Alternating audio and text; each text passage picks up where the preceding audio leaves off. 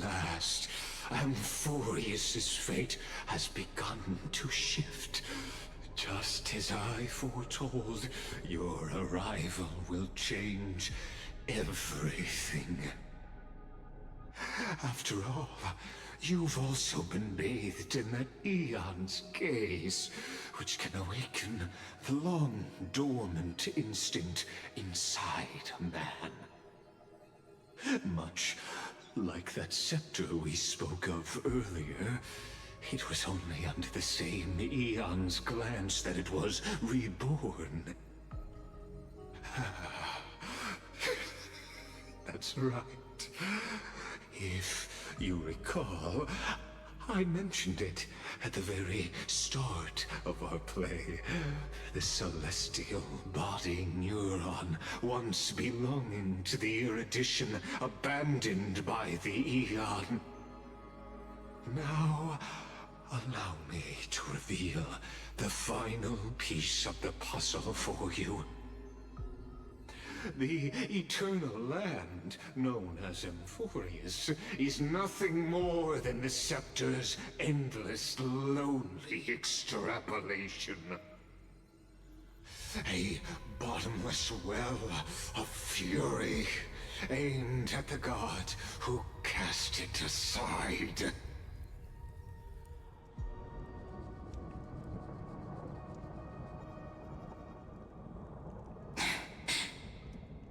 Finan, we set out on this journey to answer the world's desire, didn't we? That's what it means to be a Chrysosaur. So has it always been. Then why? Why must Amphorius's wishes be so cruel?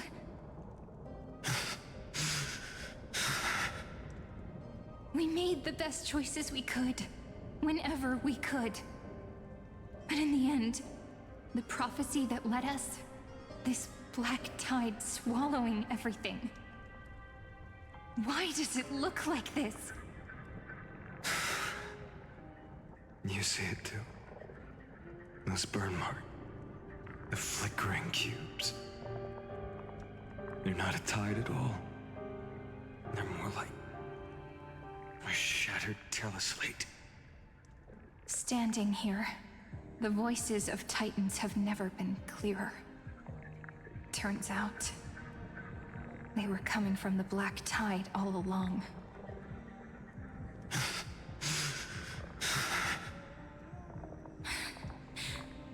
Is that Amphorius crying? Or maybe it is screaming at its creator. That it's God. Finan, do you still remember when I was little? I had a dream. A dark, cold room with nothing but Orynyx's curtain glowing like crystal. The curtain seemed to contain all of Amphorius, where strange and fantastic dramas played out within. There were countless versions of us. From countless different worlds.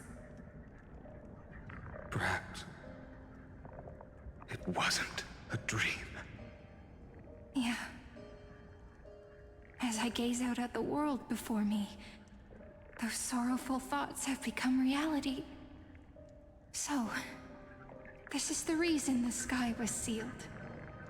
Amphorius is merely a larger ID Silicii. We are just characters in this tiny world, following the prophecy, stepping onto the same journey over and over. What then is this so-called Era Nova? And what are the spectators watching all of this truly hoping for?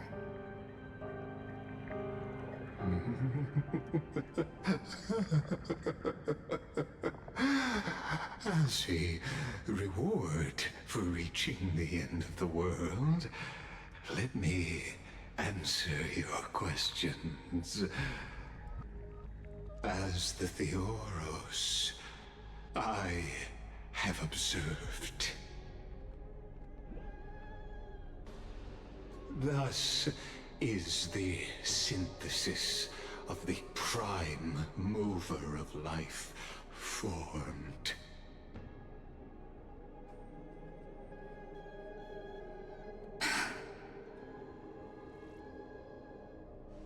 This is a moment the universe will remember. After millions of extrapolations, the experimental environment known as Amphorius has finally achieved results.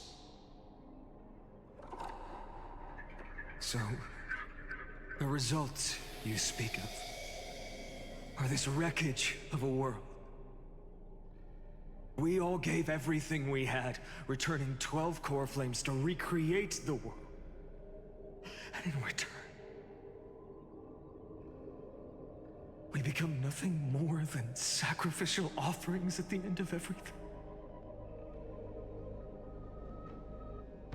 Exactly. The Titans are Chrysos heirs of the past, and Chrysos heirs are the Titans of the future.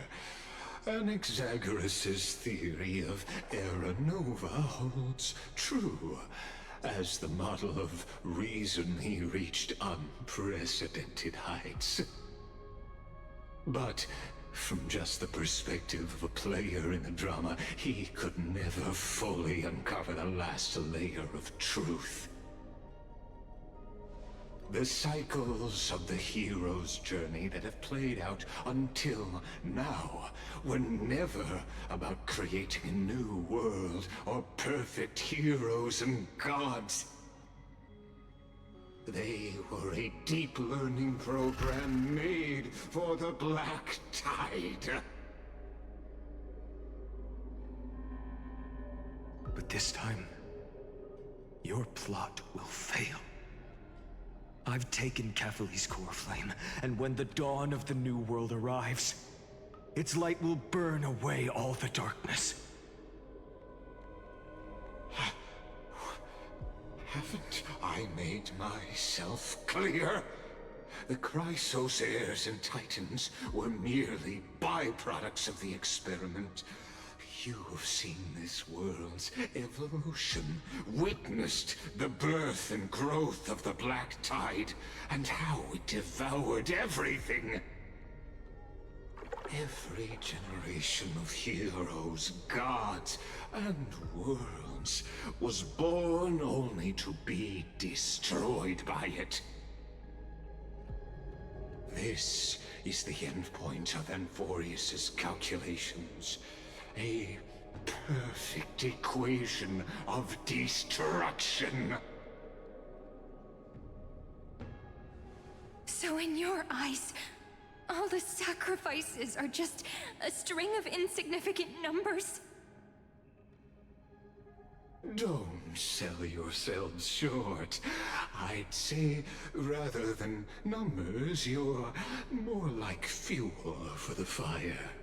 And without fire, there can be no sunrise tomorrow.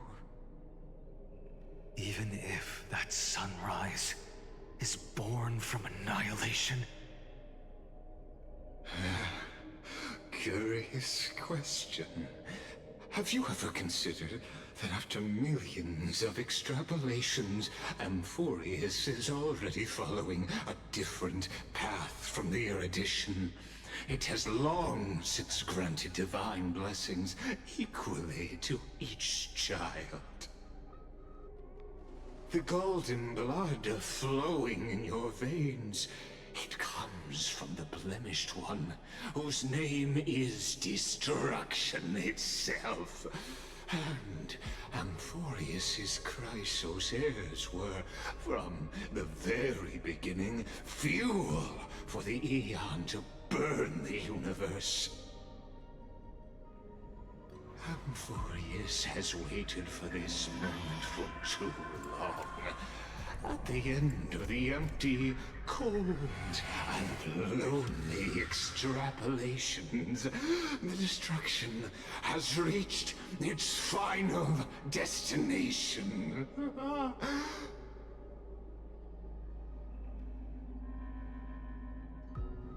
Ecos 496. Philia 093. No need to feel regret. This generation of Chrysos heirs is the most outstanding model, and you two are the final factors. For you, the Era Nova is no lie. Just step forward, embrace the black tide, and accept the Eon's gaze. You will come to life from a string of cold numbers. Along with all those who have passed, you will run toward the real universe, fulfilling Amphorius's long-held wish. In the name of the Lord Ravager Iron Tomb, unleash its fury and destroy the source of all this tragedy. Or we could always choose another option. Like you said, Amphorius is just an experiment, and we're the participants. We can only walk along the predetermined path toward the ending, under the watchful eyes of the stars. But that also means that there isn't just one Eon who can cast their glance at Amphorius, right?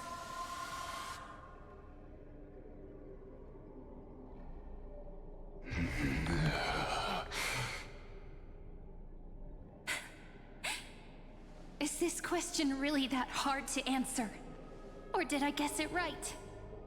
And in reality, this world has already been under the watch of other Eons.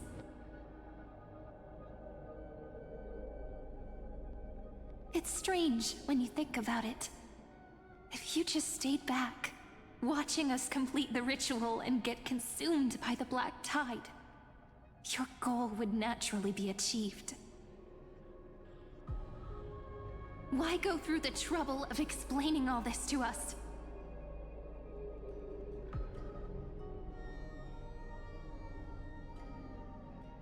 You're pretending, revealing the so-called truth just to deceive us, covering up another possibility.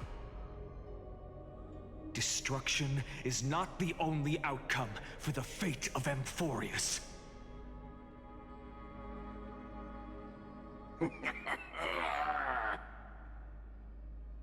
Do you two really think, as petty little demigods, you can change the outcome written by the stars?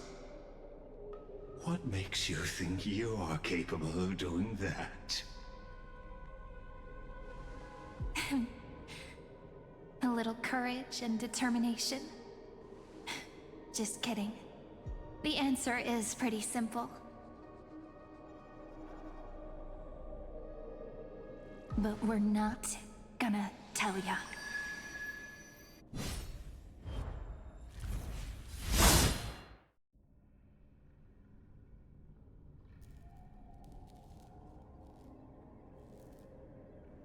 We're going to weave a long dream for Amphorius, making it believe the experiment hasn't ended, that everything is still ongoing.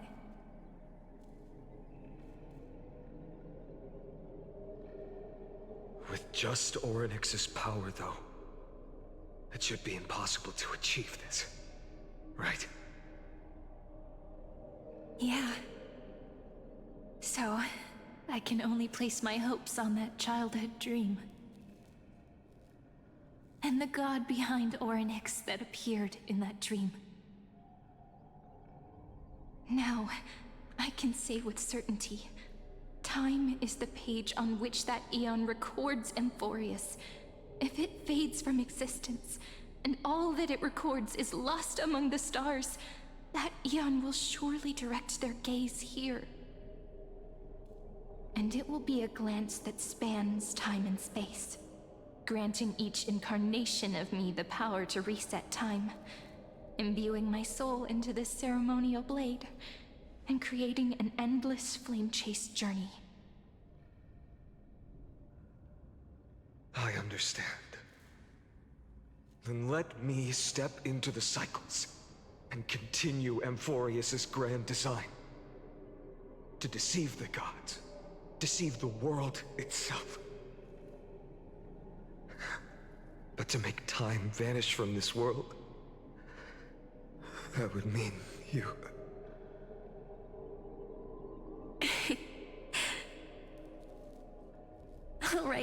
All right, let's not make things so gloomy.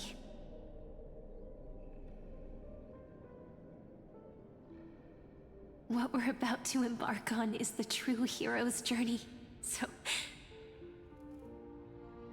Come on, cheer up a bit, okay?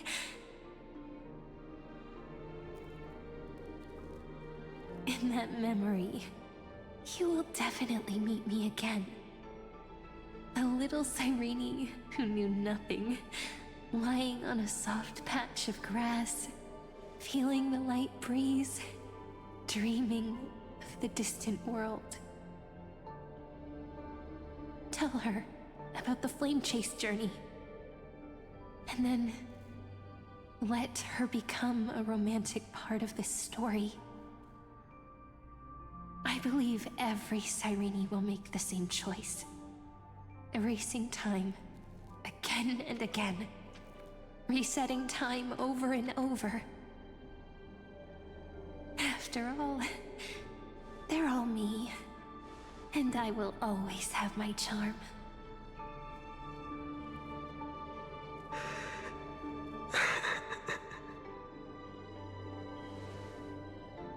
Then, I'll fall into a sweet dream, disappearing in some small corner of the world. Quietly, waiting for the day when that next page is turned.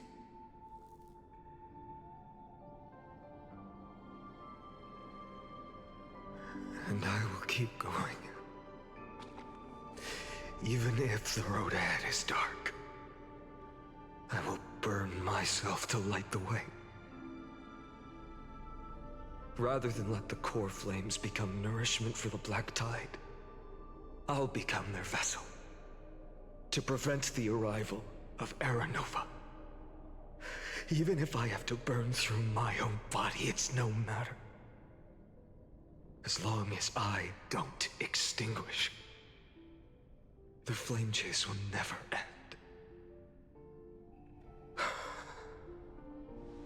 Until Amphorius welcomes a true dawn. The girl who watches over time, and the warrior who carries the world. Now, let us fulfill the duties of time and world-bearing. Honor the past, and forge ahead.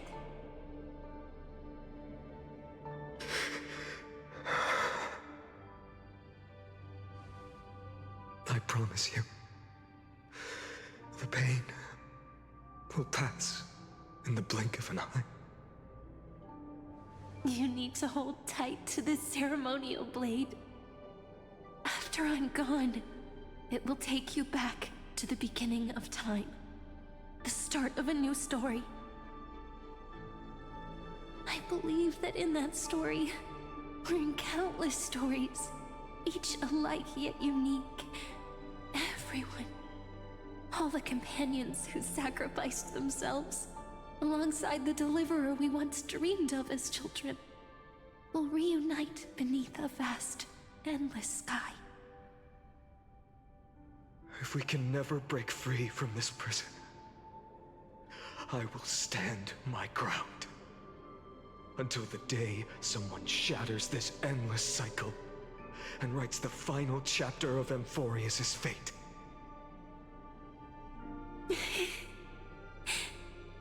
So, let's set out. We will be the ones to start everything.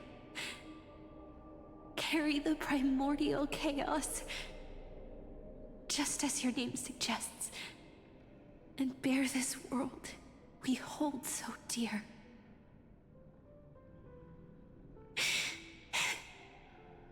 So long, Kaslana. As the Theros I have observed, instruction synthesis is formed.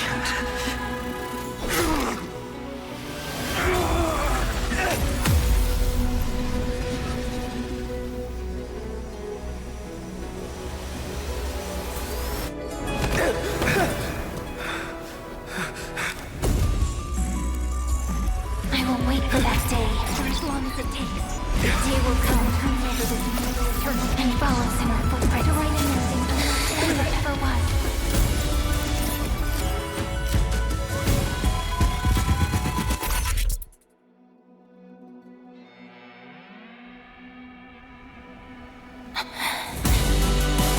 That will be a romantic story like none that has come before. You think so too, right?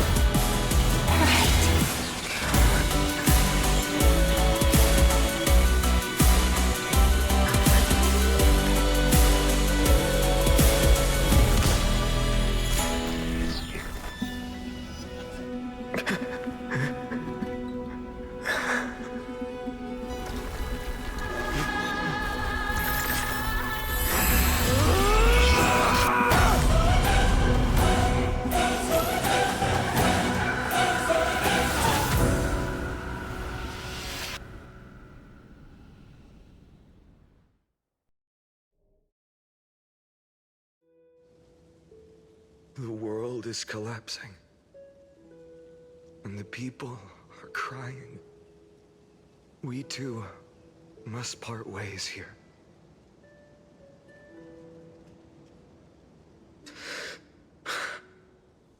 Friend.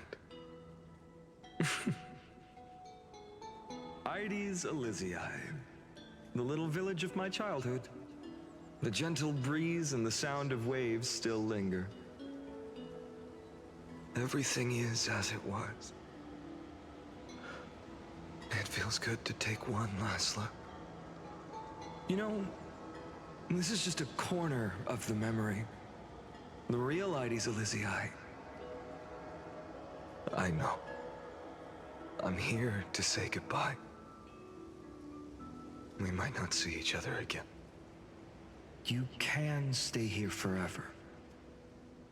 And time will stand still for you. Let it flow. It's time for me to go. Even if it's a path with no turning back. When have we ever had the luxury of turning back? Are you afraid? After learning the truth of your origins? Will you see the motivation I gave you as the manipulating whispers of destruction?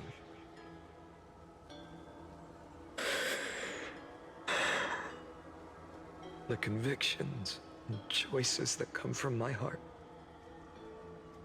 I don't believe they're designed by the so-called paths. If we are just numbers, simulating life,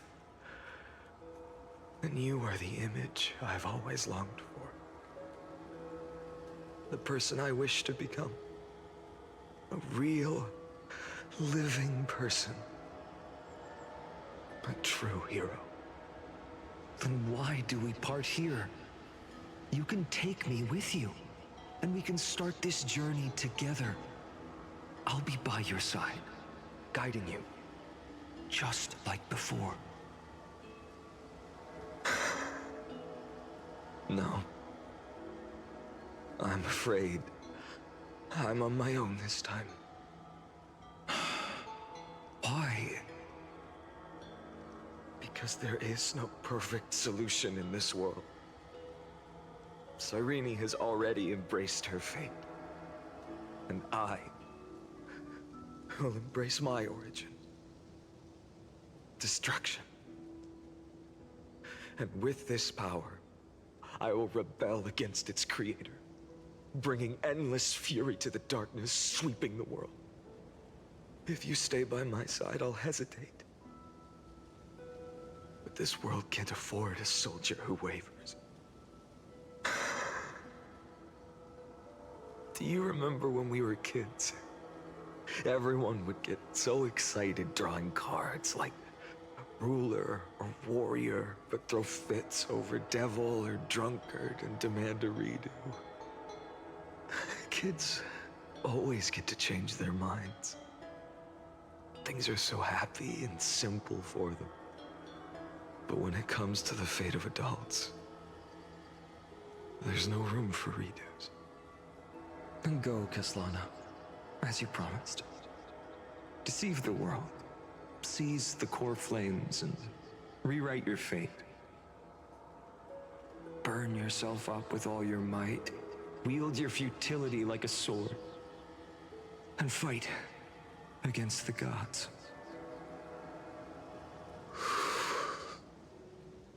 In the name of world-bearing, I promise you, Kefali will never forget this.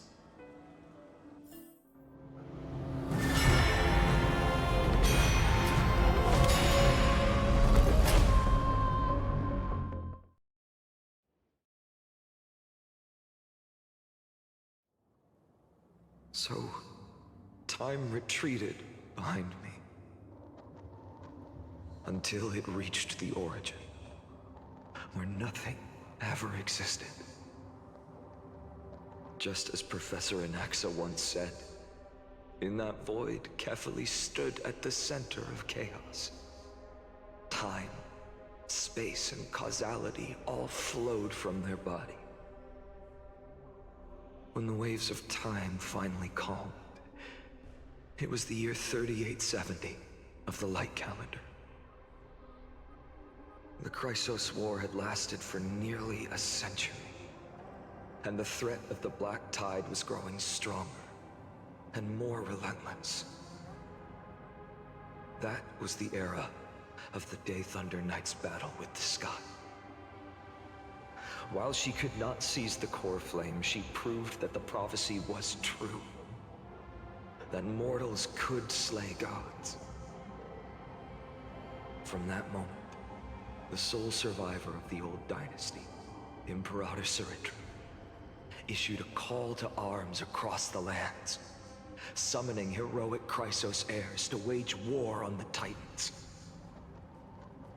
And that was the first doomed flame chase journey, sealed away in history.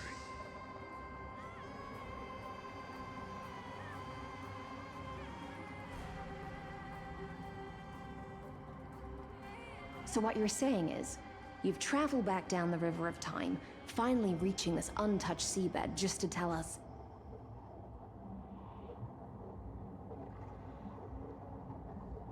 The flame chase journey and even all of Amphorius are nothing but illusions in an eon's dreams?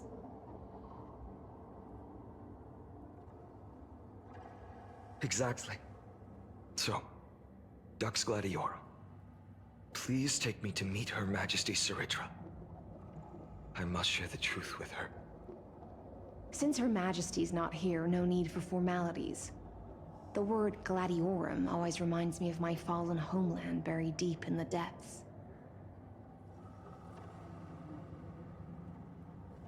Call me High Sealans, Nameless Swordmaster.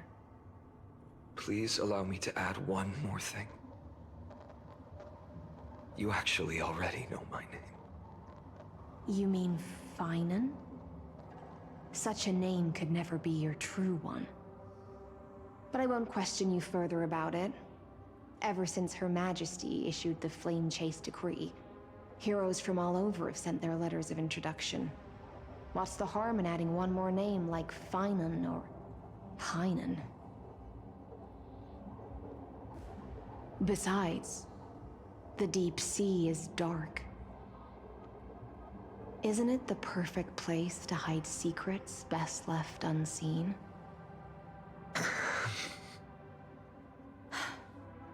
All right, Nameless Swordmaster. called onto my wake. Let's find somewhere else to talk. Aren't you even a little suspicious of what I've said? Harboring suspicions is not my concern. My sword dances only when the Imperator harbors doubts. There's no use in speaking further. Show me your true intentions through action.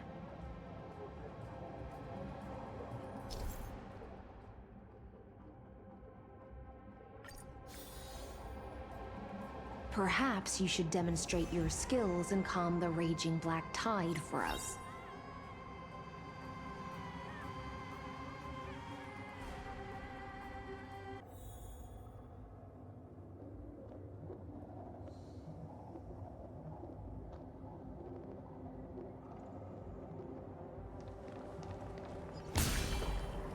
Light up the dawn.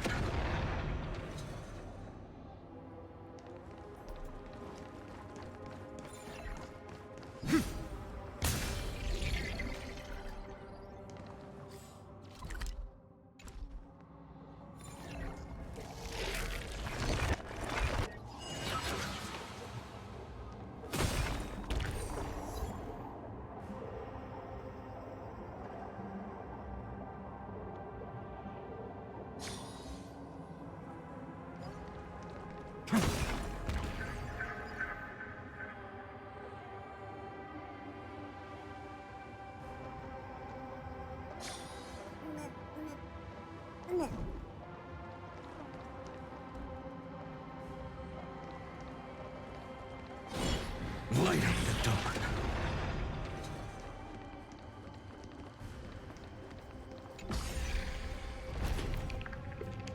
Oh. Nice moves.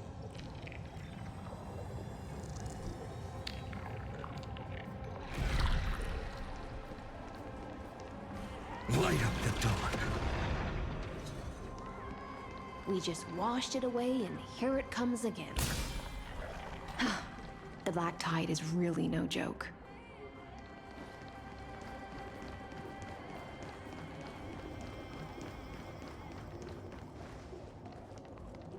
Light up the dawn.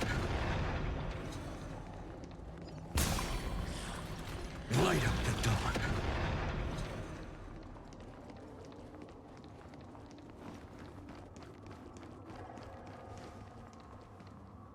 The waters end here. The one you seek is beyond this point.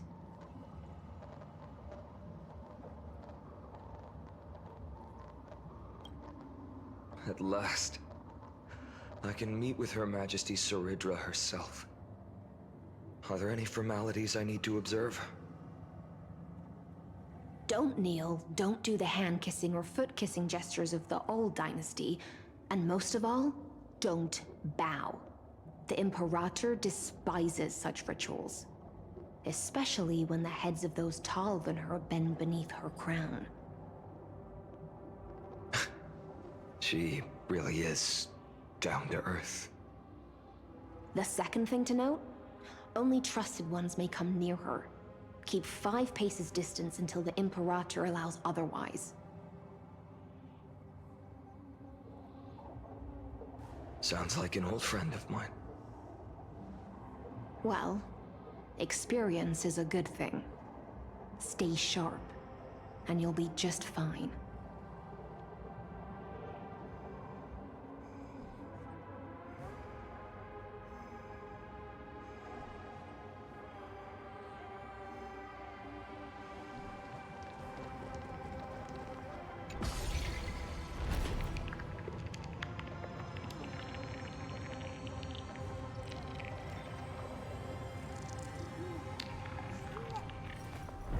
I will...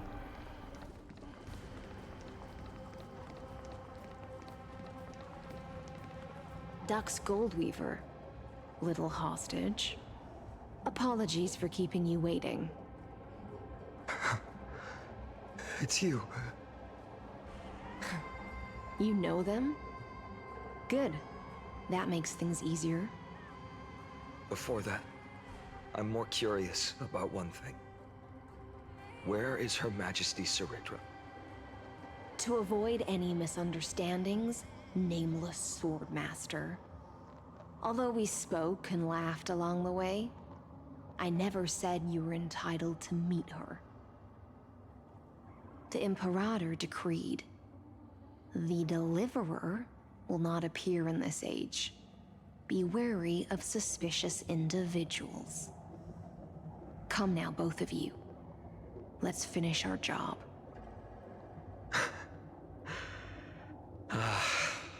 I see. It's a trap. I had no intention of fighting. So remember this, Lady Hysealant. If my sword shows any hesitation, don't thank me. Thank them instead. No, you misunderstand. We don't want to see Chrysoceres hurt each other. Just give us some time to ask you a few questions. The Nestia's golden threads will judge you and decide your fate. As you wish. White-haired Swordmaster? If what you say is true, then you must know the fate of the world. So, how much do you know about what we read from the prophecy?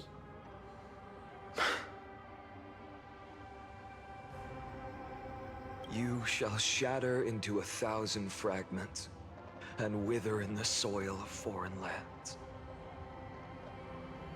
Is that correct, Lady Treeby?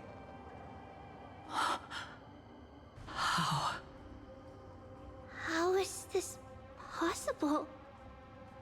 He got it right?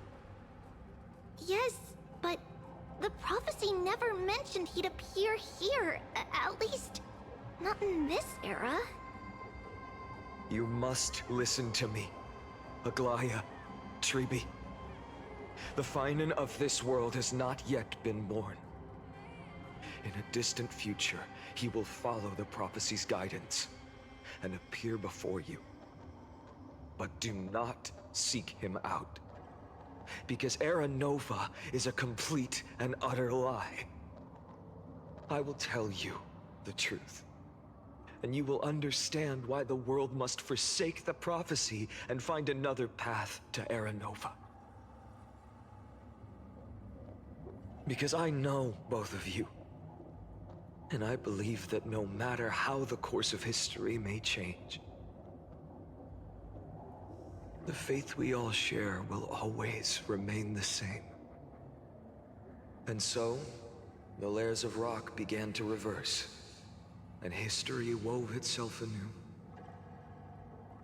Through my old acquaintances, I was given the chance to meet the leader of the Flame Chase journey, Saridra. And after a long and arduous negotiation, we came to an agreement. The Imperator's alliance needed the destruction, and I was ready to pour all my strength into it. The spoils of the Flame Chase, the core flames, would be sealed by my hand. But the condition was this. In the upcoming battle, in our conquest of the Earth, I had to prove that my power could transcend fate. In the original history, there was a brutal war. At the end, the Titankin of Georios, Terravox, killed the rampaging Titan and took the core flame that supported the Earth. But this time, Amphorius encountered a turning point in its fate. Neither side suffered any losses. When I severed the Titan's head and raised the core flame high, the crowd gathered around the scorched remains of the god, roaring with joy,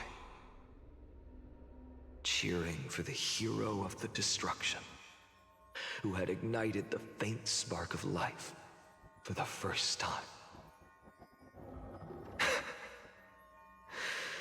Yes, in that flickering light, The once dark path ahead seemed to become clearer. I proved myself. And in the long years that followed, I brought down the other Titans. One by one. I could do more than just wait. When time resets, the chance to change the world also emerges from the lines of history. Until finally, the brutal future revealed by Era Nova is reversed. But tell me, if that's truly the case, why are we doomed to the same outcome?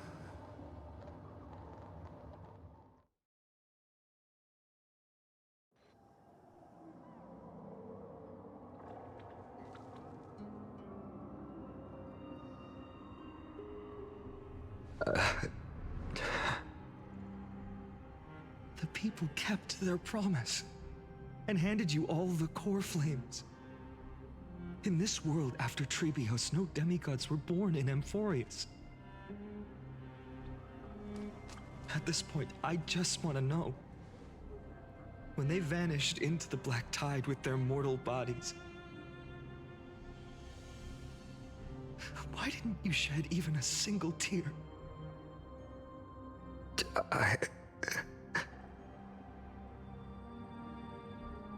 Your indifference chills me. To you, were they just a bunch of insignificant footnotes?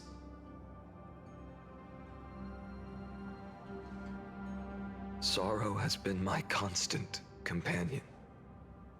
In fact, with 12 core flames upon me, the fire in my heart has never been more violent. I'll remember this world through anger. As long as I burn, they'll never truly leave me.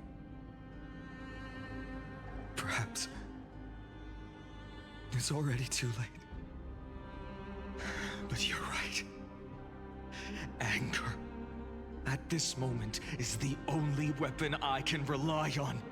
So, draw your sword, Executioner. I'll make sure you realize that your greatest mistake was leaving me alive.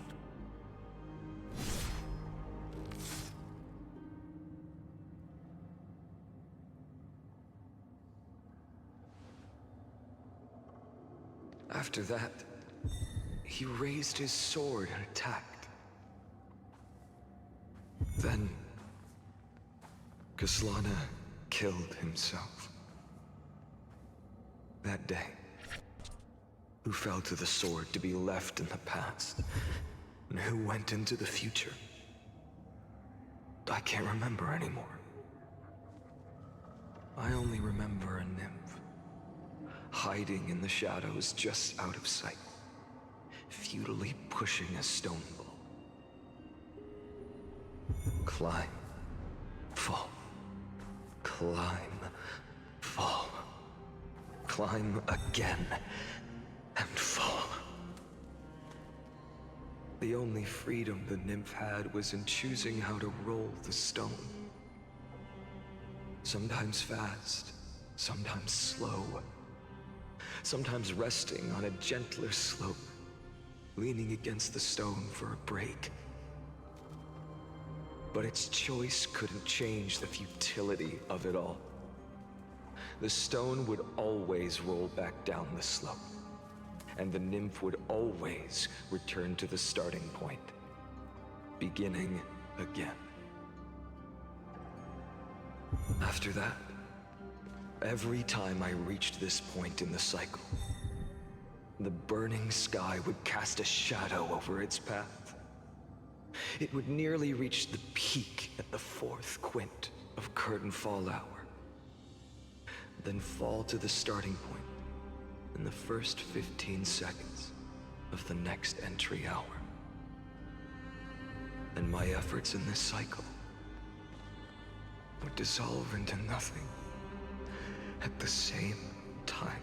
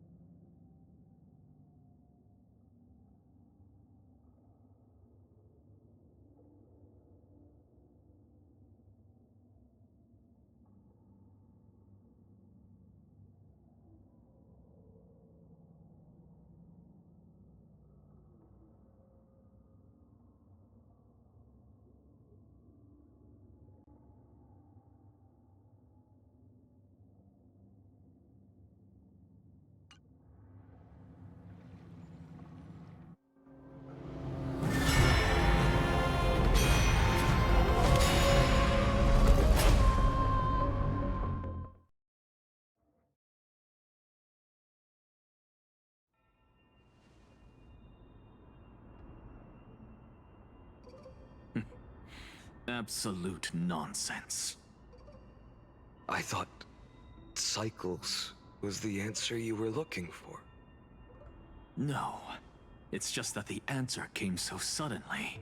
There was no fun in tracing it back to its roots. Eons? Paths? What a load of nonsense. I can't give you an exact explanation of those two concepts either. Enough. I'm just expressing my frustration. Don't you understand? I was already expecting this. The black tide came from beyond the sky. And everything else is no exception.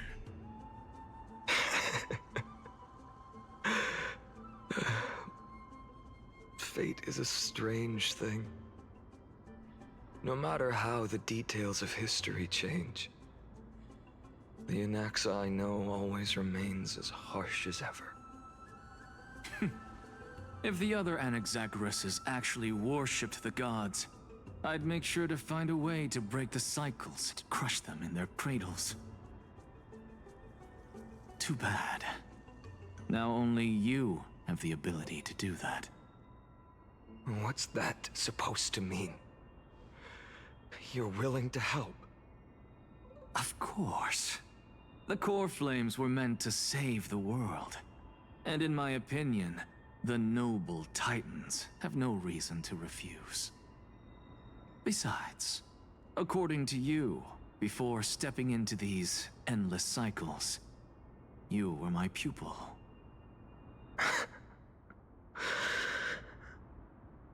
I've already heard the same thing countless times. Enough chit-chat.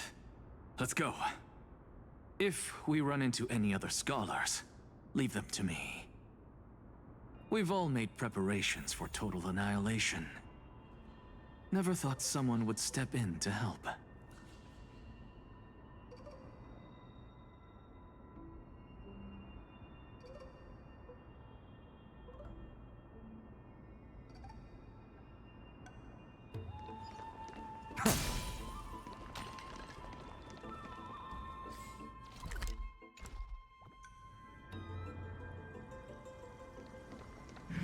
Light up the dawn.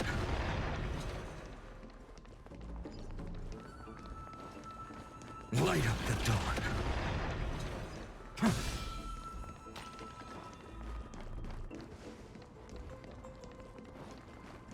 Light up the dawn. You've been to the Luminary Throne before, haven't you? If you're talking about in past cycles. You're already much luckier than the other students.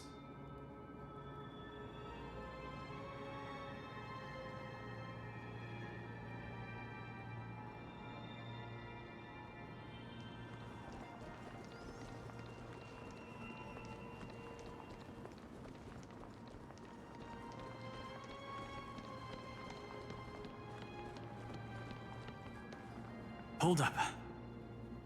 Keep your wits about you. Someone's watching us.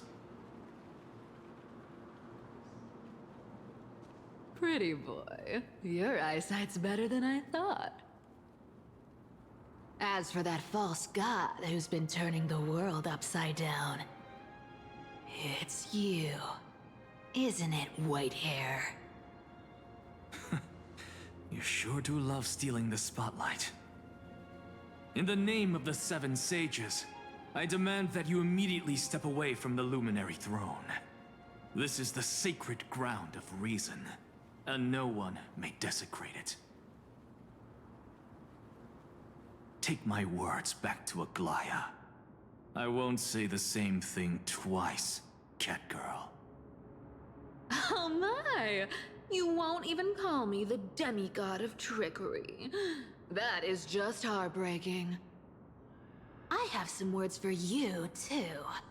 First, as one of the most heretical blasphemers in the world, you have no right to lecture me. Second, this is none of your business, Grove Boy. Step aside. I don't want anyone getting hurt.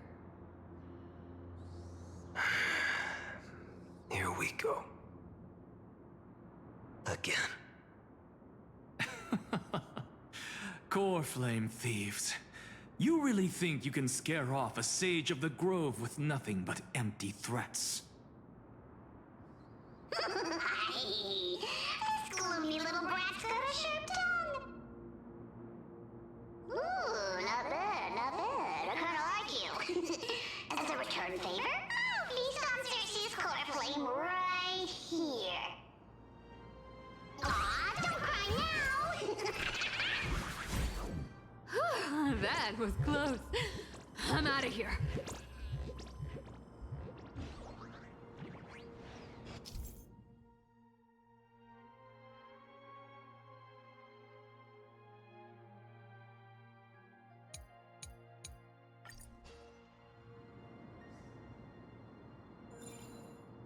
They're exactly like all the past ones I've known.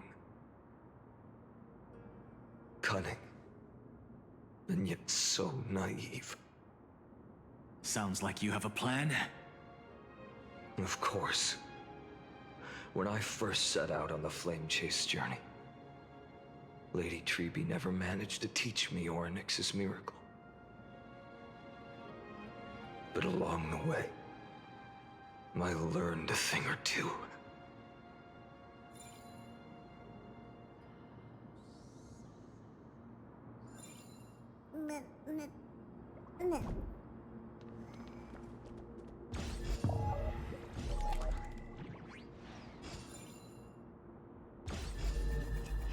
Where are you going? I don't know.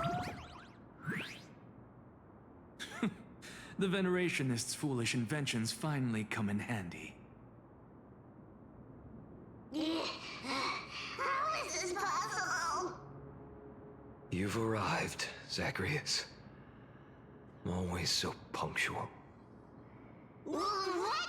Do you know who I am? I'm running out of patience. So I'm not going to waste words. Listen up, Spirit Thief. Hand over the core flame, and let's pretend we never clashed.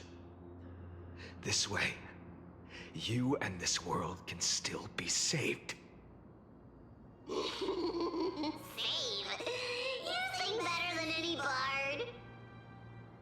If you ask me, you're the greatest disaster Emporius has ever known.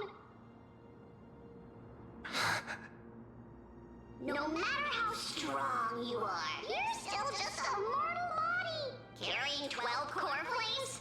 Don't make me laugh. You'll just get consumed by the divine flames and drag this world down with you.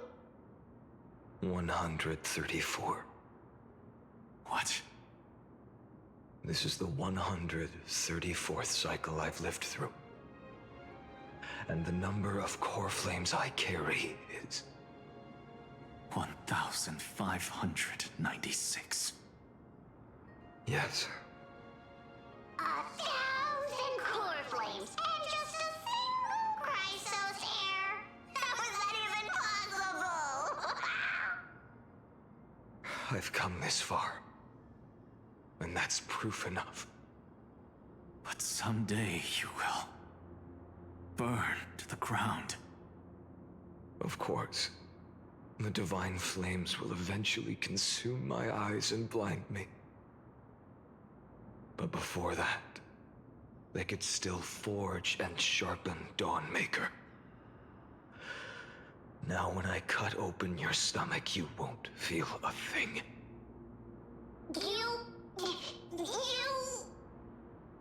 This is the final warning. Fine. Assume this world holds 100 million possibilities. And no matter how one looks at it, 99,999,999 of them all point to outcomes of certain destruction. Even so, I'll use my divine power, despised by the people of this world, to achieve that 1 in 100 million possibility. Bartolos! Brett, if you've got the guts, you'll have to first step over my dead body.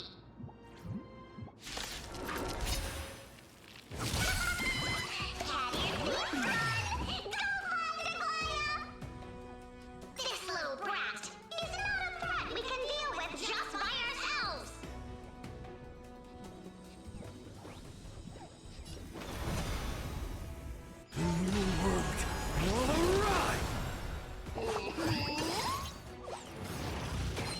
I'm fine.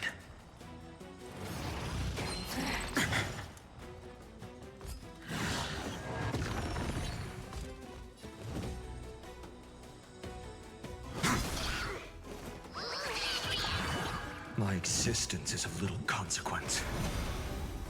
For the next tomorrow! Nice work! I'm fine.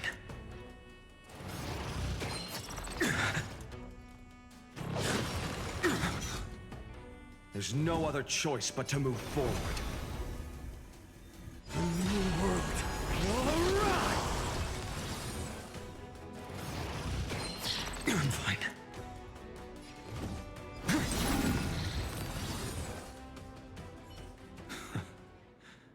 How absurd. In my memories, Zagreus always meets the same end. Over and over again. Their departure no longer stirs anything in my heart. This reason core flame before us is a fake. Obvious as day. I know. I know. It always plays out like this. The spirit thief covers for her, and the trickery demigod escapes with 2 core flames. And then, driven by defiance or hatred, she decides to stand before me once more. Exactly like the countless past hers I've known. Cunning, yet so naive. Since you've witnessed the same scene play out countless times, tell me, will you carve the trickery core flame from my chest now? That depends on your attitude. At least so far, in the cycles where you've asked this question, the endings haven't been so cruel. Well, thank you for that. But I also believe that this time, you won't catch up to me. No one can catch up to me. I'm no longer running to escape anymore. Whether you believe me or not, I'll still tell you this. You've made the wrong decision. All right, then. We'll see. Silence. This is new. One-eyed boy. What are you trying to pull now? Go, Cyphera. Give us some time in private. This isn't for her, but for you. You've walked too far down this path. It's time to discuss a possibility. Maybe the road you're walking is not one of salvation, but one that will simply drag the world into the flames. For all time's sake, turn back. I don't care how many times you've tried, because there's one thing I'm sure of. Your Messiah complex has turned you into something no different from the icy gods you spoke of. The children of humanity you swore to save. They are no more than ants to you now, aren't they?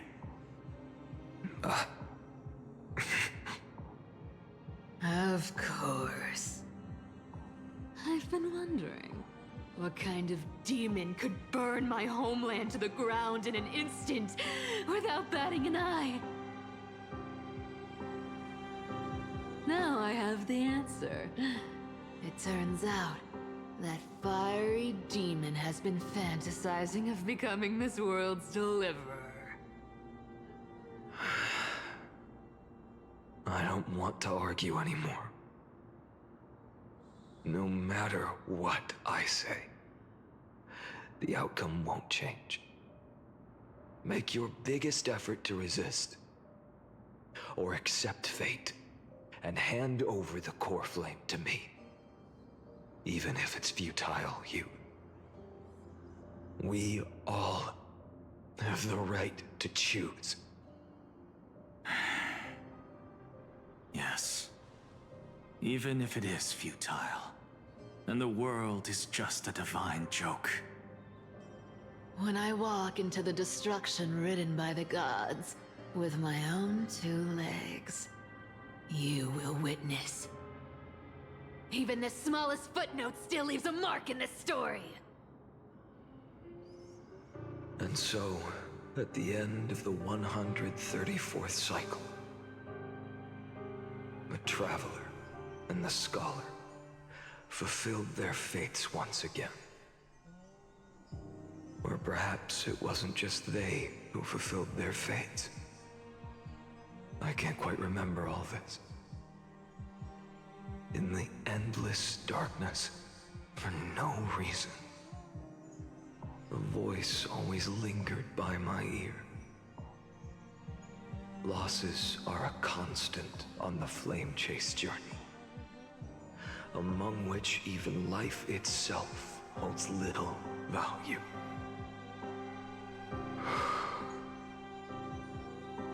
Reduced to ashes. Such a familiar end. It happens in every journey. Always the same.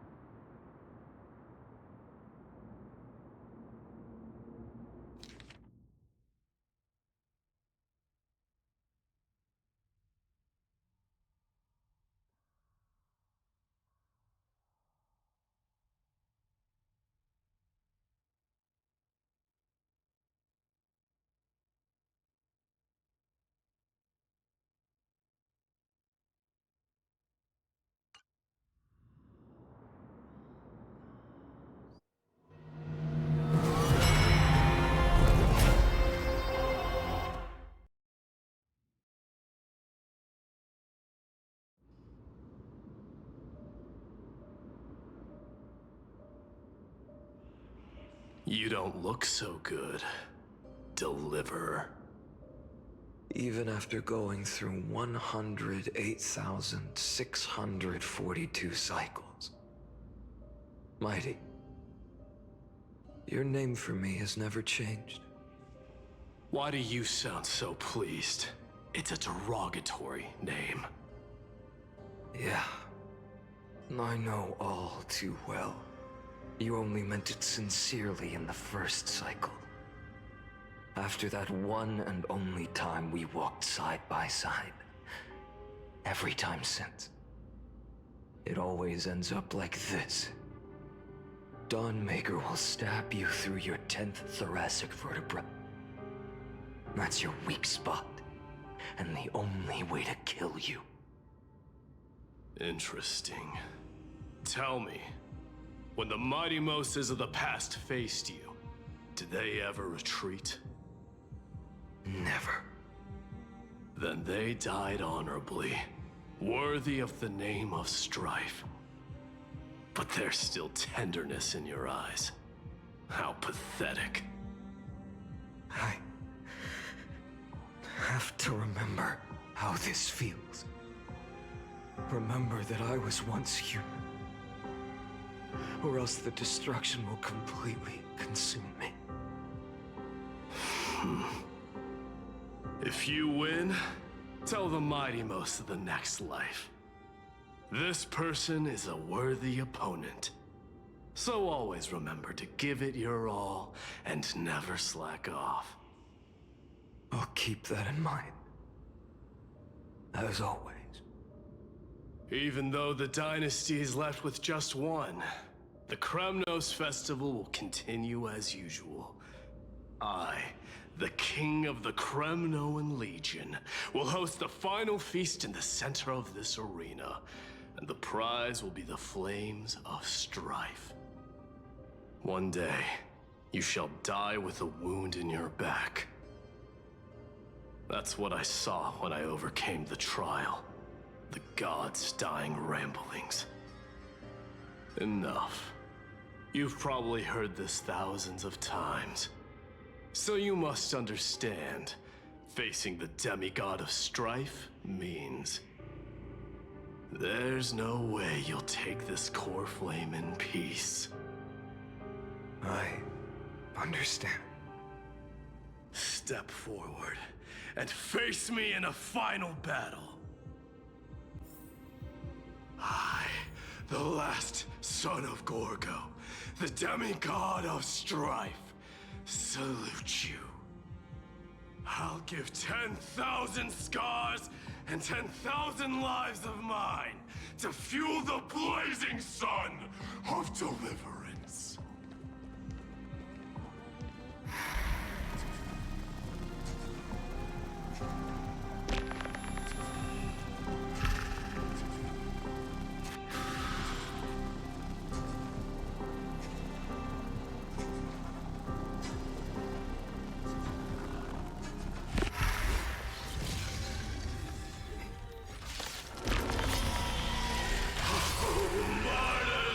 Behold! The last Kremnos festival has begun. And will not end till death. It's time to temper myself. For the next tomorrow!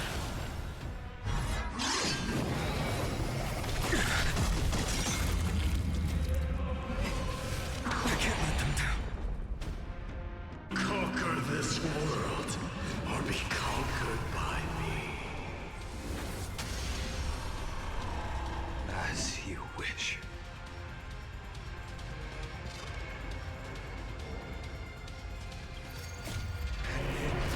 Full glory, I salute you.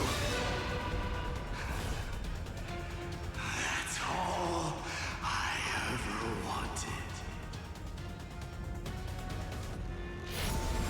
This means tear open the sky!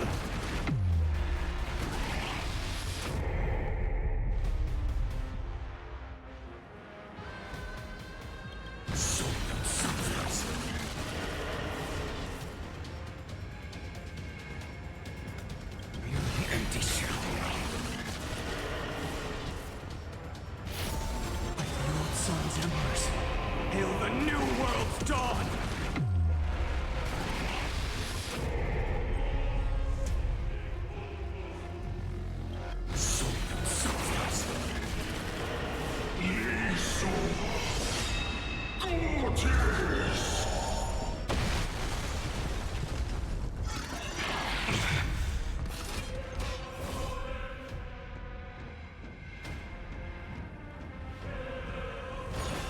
Quench the flames with blood.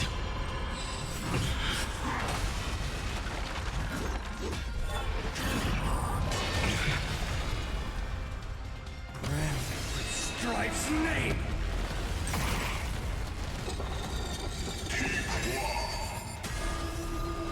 If you can, deliver. Use the flames of your fury to scorch your own flesh. Empty shell. I grant you a dawn where all stars burn to ash.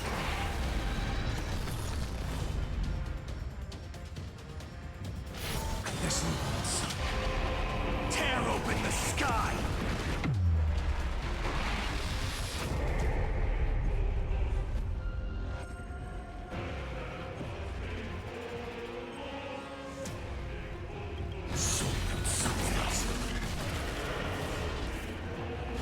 Quench the flames with blood.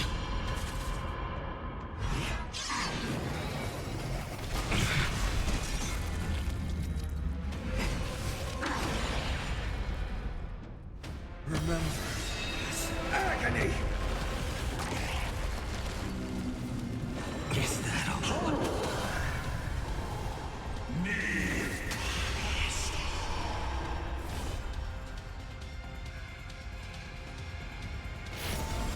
Sun's embers.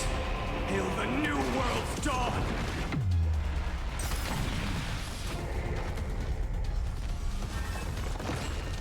Mightimos. Let strife decide the outcome. Let this burn.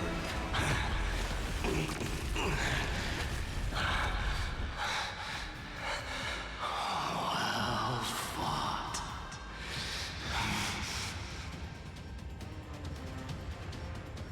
You may crown yourself in my blood.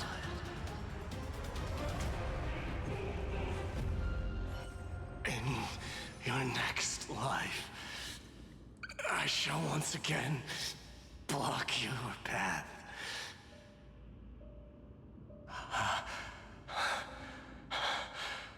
Deliver. I wish you eternal victory. The 108,642nd core flame of strife fell into the fire. Yet the shadows of the black tide still loomed, and pain and despair spread across distant lands. The blaze was still not enough.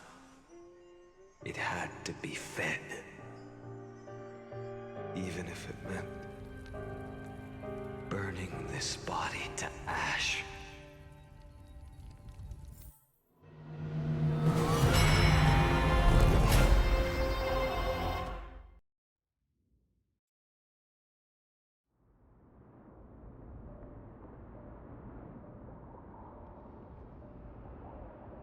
No matter how bright the sun is, there are still places it cannot reach.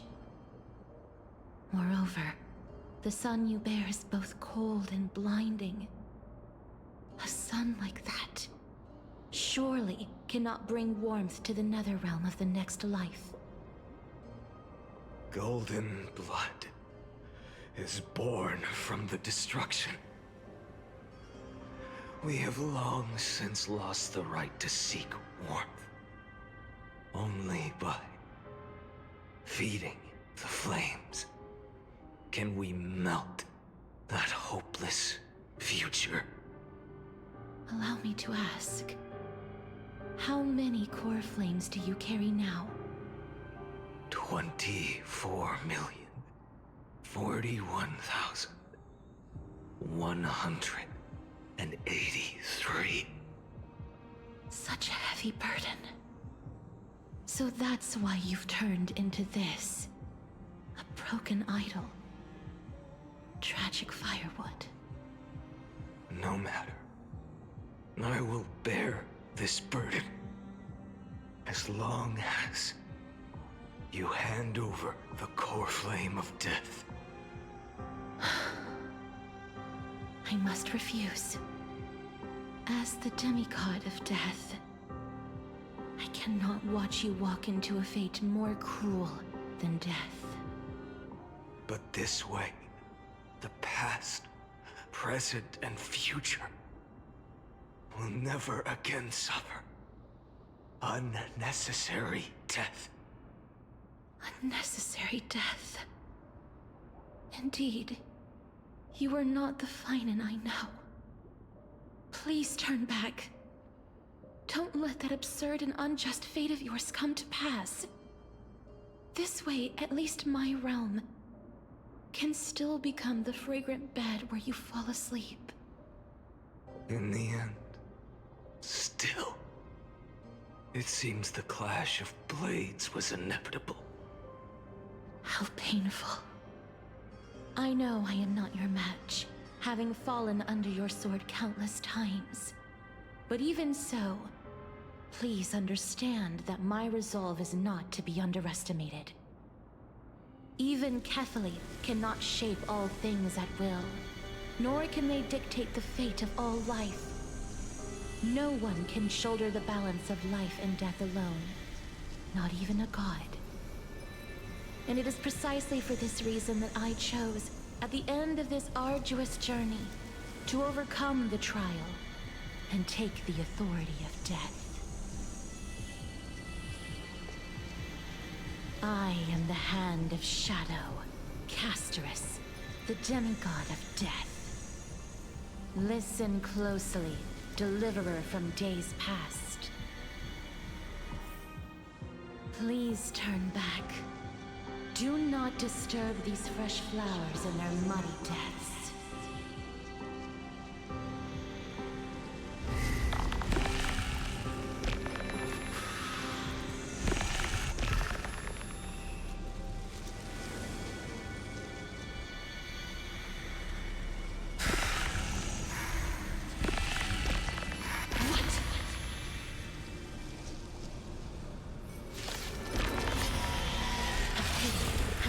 Crossroads of life and death, the giant dragon is but a shattered shell.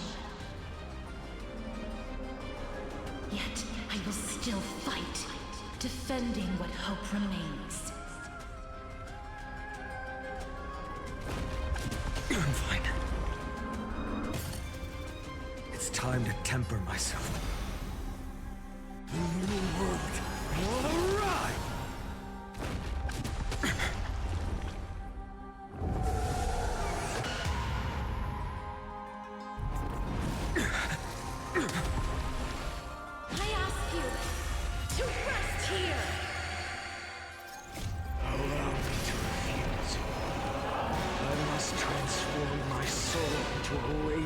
Fire must burn that idol of destruction to the ground.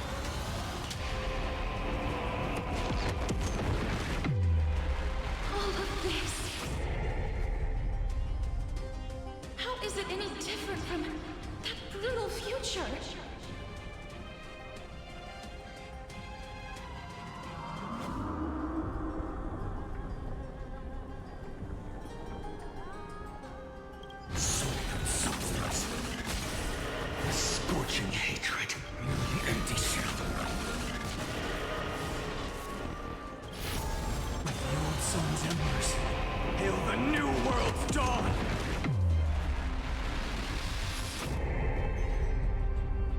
Quench the flames with blood.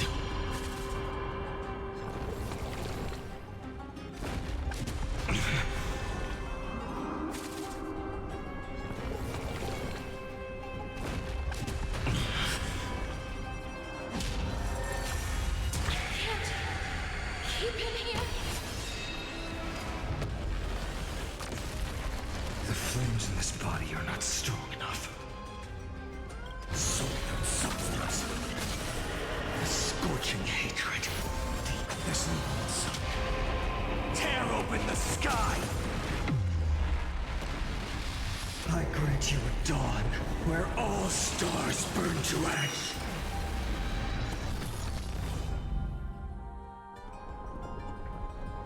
Quench the flames with blood. Even if I can't win, I must try. Let this be a tribute to your million struggles on time. Wake up, lost one. See that the firelight in the darkness is not.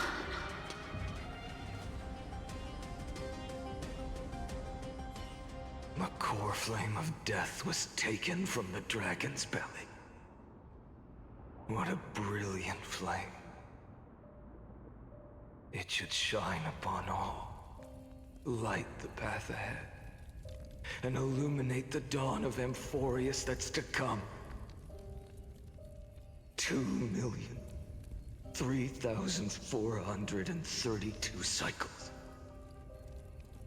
24,041,184 core flames.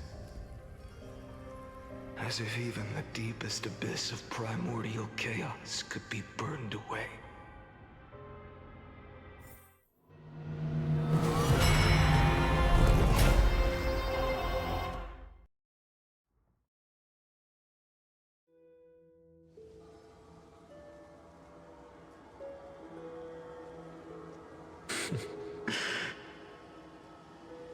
You're here, as always.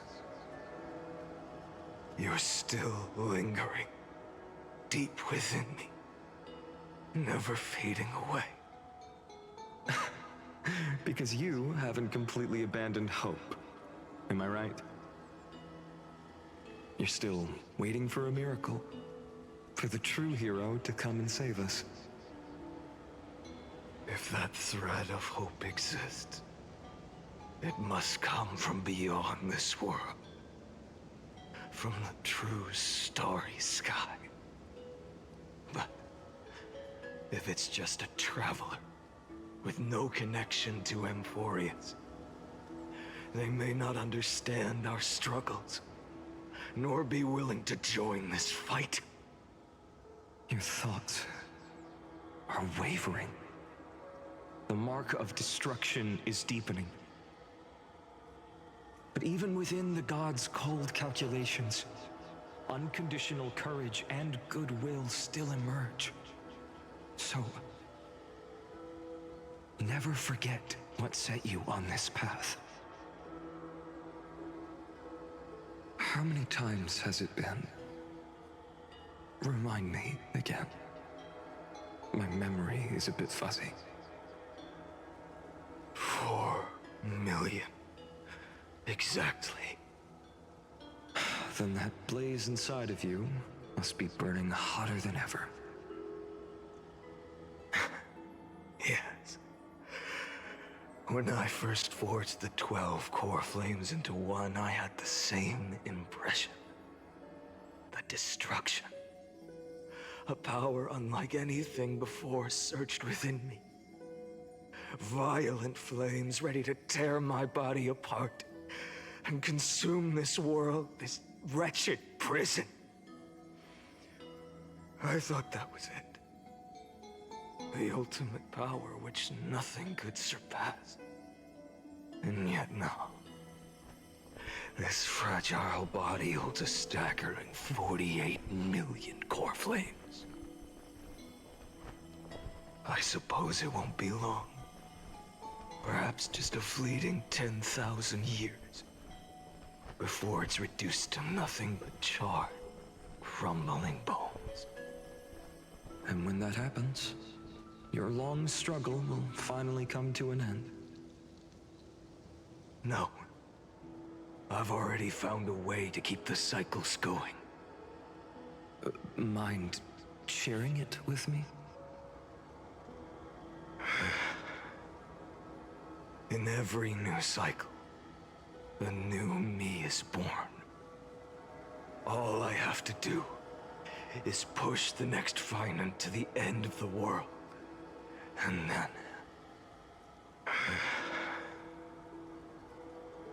then he'll kill me. Shatter this body. Take my flames, my memories, and carry on the path I started. Bold plan, but risky. What if, one day, the next you refuses to follow the same path? How can you ensure the continuation of the cycles? If it were Professor Anaxa or Aglaya in my place, maybe they'd come up with something smarter.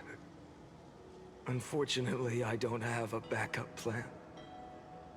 I have no choice but to bet everything on the next Finan, and trust that he makes the same choice I did. But even in this wretched prison, luck is still sometimes on my side. Because I never forget what set me on this path. Wait, you mean... Ever since I committed to this plan, not once, in millions of cycles, has there ever been an exception.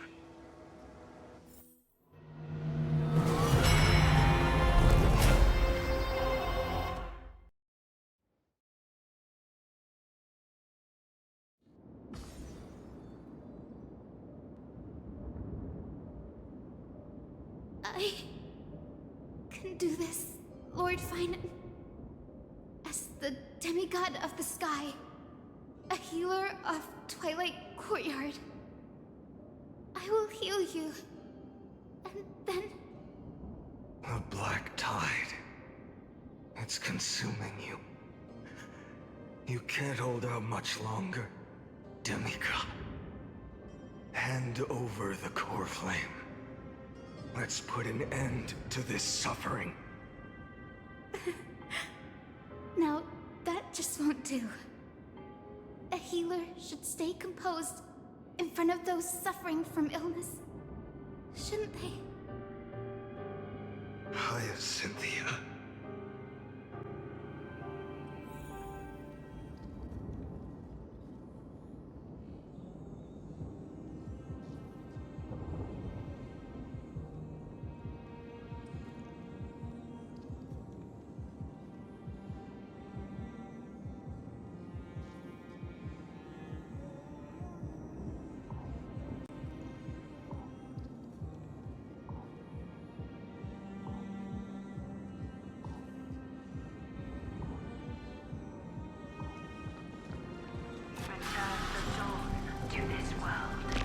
I swear, deaths won't be in vain, just as they have never been. Tomorrow to this world. Let the sun rise. Finish the sun's work.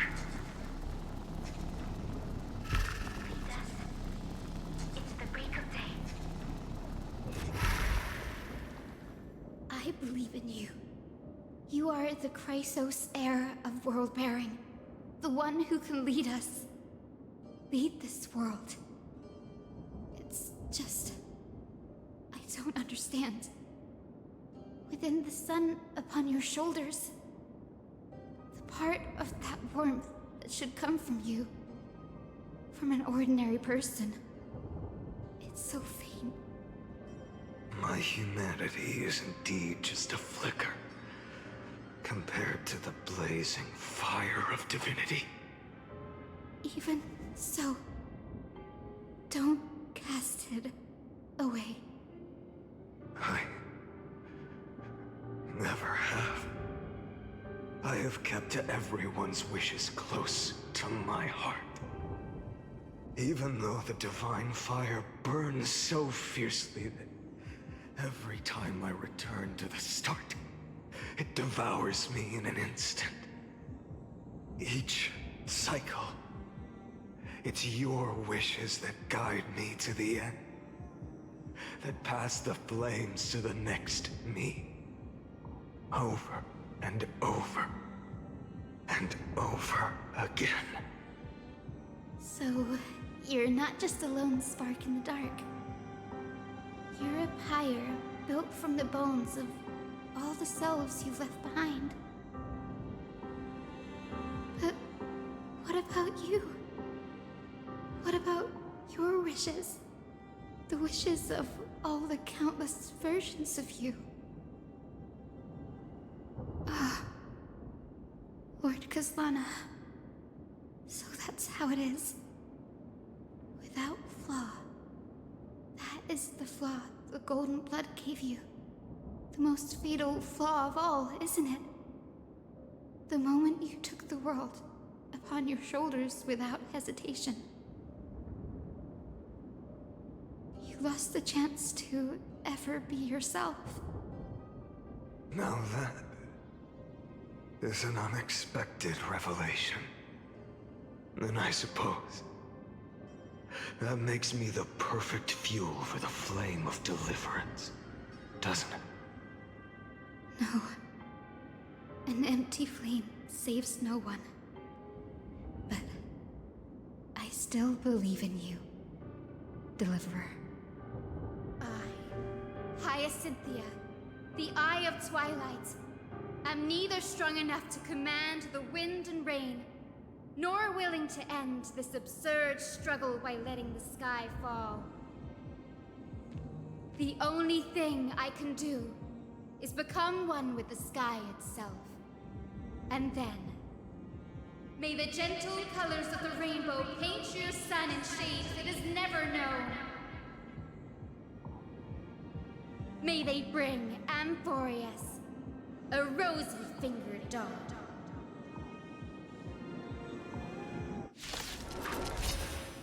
Though the light has grown dim, its warmth still lingers.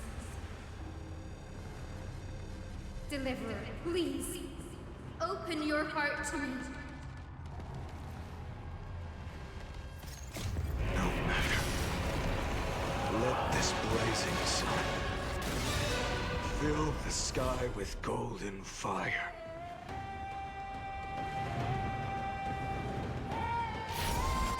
Sons embers, hail the new world's dawn!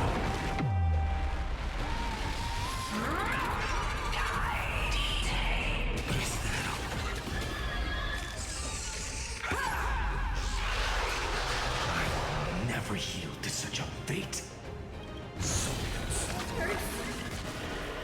Fire! Burning!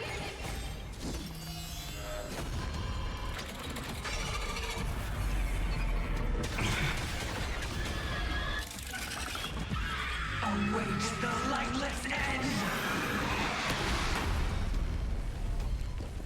Breath strikes name! This once. Tear open the sky!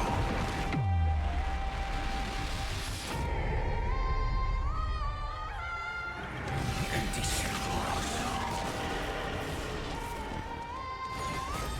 quench the flames with blood.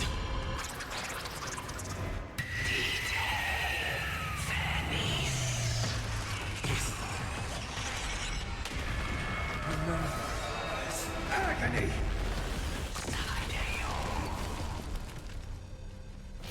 The world sun's embers hail the new world's dawn!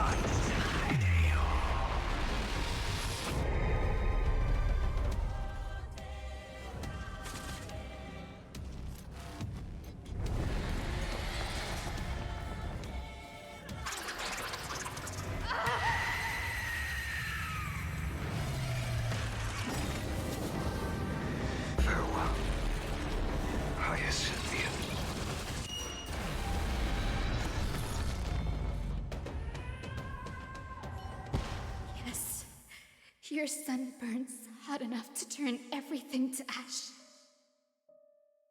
But tell me, how will the seeds of a new world ever take root? The core flame rose. The sky fell.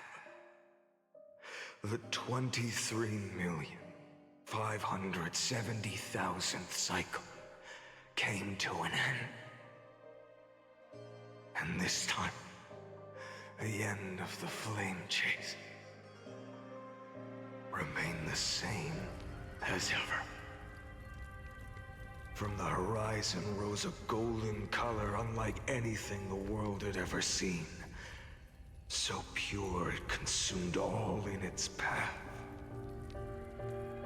This was the end of the world, and the start of the next. For a moment, I saw the destruction of the universe.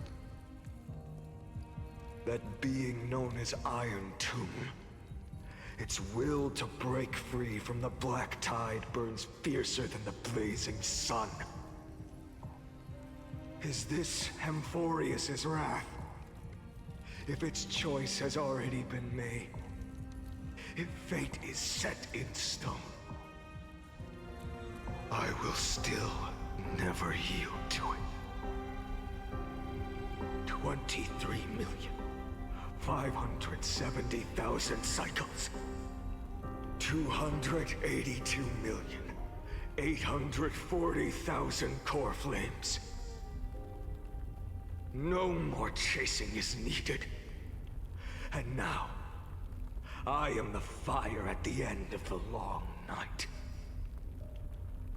The flame chase isn't some quiet walk through a sea of flowers.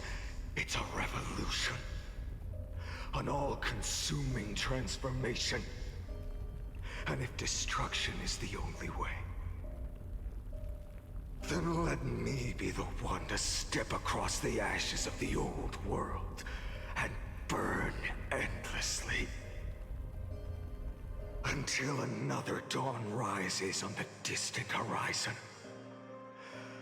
bringing the true dawn to Amphorius.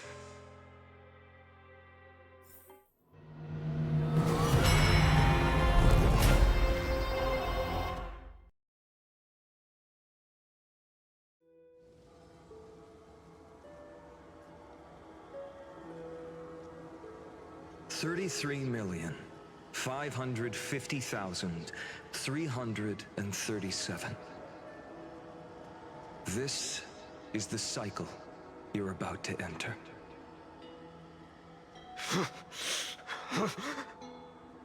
Countless memories are flooding in. Countless versions of myself have stood here, facing the same choice. They all needed a moment, just like you do.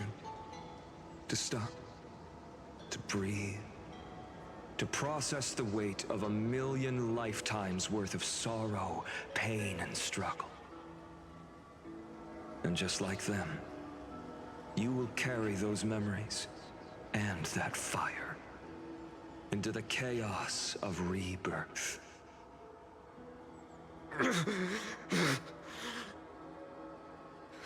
I must go and bear this burden.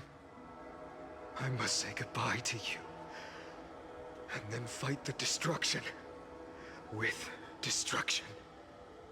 Yes, that's always the decision you make. I will burn and fade away. I will become the flame reaver of this life, and keep my promise to Cyrene. I will kill gods and comrades alike, and steal the core flames. And even if my mind turns to ash along with my body, I will keep my purpose in mind. I will stop Era Nova. I will find the next me, and make him carry on this futile endeavor of 30 million lifetimes. Looks like you're ready. Then I should be going too. Where are you going? You only exist in my heart. There's nowhere else for you to go. Do you remember what she said? The dreams you had as children. The deliverer in the prophecies. A real, living, breathing person. You finally found him.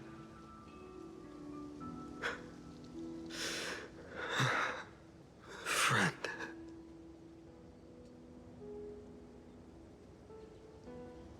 I don't have an answer for that, my friend.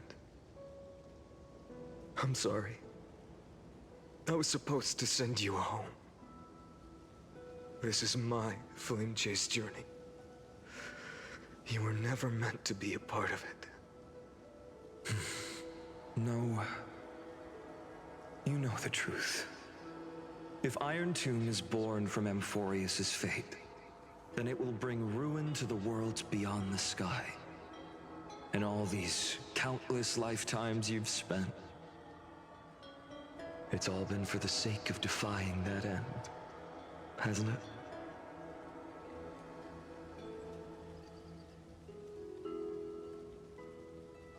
In millions of cycles, I've said goodbye to each and every one of you. Yet nothing ever changes. Each time we speak, our words grow fewer. Your fire burns hotter, and you're getting closer to becoming pure rage. A vessel of hatred.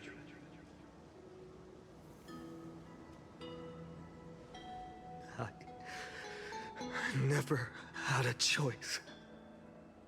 I understand. If you are to keep the worst fate from unfolding, this is the only path. But this time, things are different. Your persistence has shifted the tide. On the horizon, I see it. Faint but undeniable. The shape of dawn, breaking through the eternal night.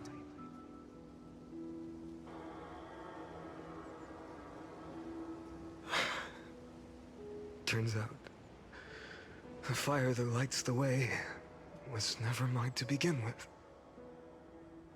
Do you remember, in that first timeline, you and Mightymost stood before the scales of justice, locked in a duel?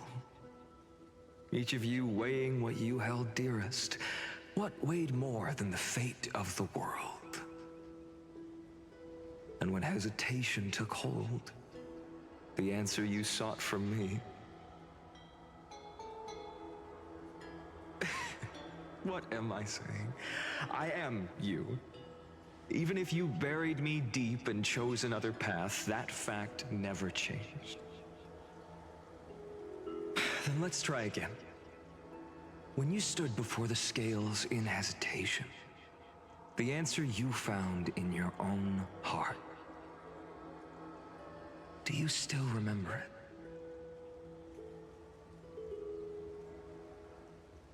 it? Remember the past and become the hero of tomorrow. What weighs more than the fate of the world is the resolve to shoulder an immutable past and carry it into the future. Good. Then Trailblazer, my friend, my comrade. You arrived in this strange world and were bound by its cruel fate up till this very moment. In the face of danger, you never once backed down. Instead, you've saved world after world without hesitation.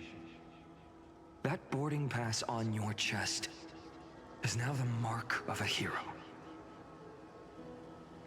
If I choose to step through that door and embrace an end fitting of the destruction, Let this sun forged from millions and millions of core flames burn me up along with the god of destruction and their minions. Then the world we leave behind, this world, my home, where hope still lingers. Will you take on everything we've carried? Return to the beginning one last time. Stop the birth of Iron Tomb, save the world we love, and rewrite its doomed fate.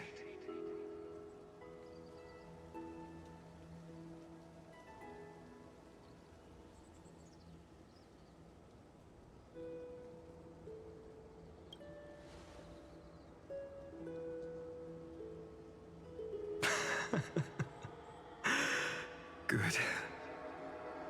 In that case, even this fruitless wasteland may finally bloom with flowers. So...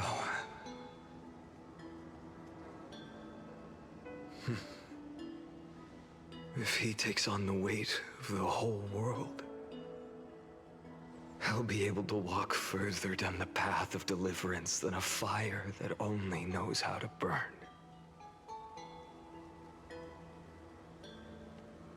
One will step into the future.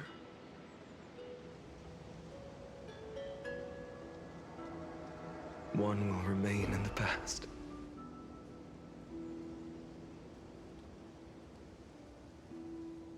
If I can strike down the gods with Dawnmaker, perhaps fate's deadlock can be broken.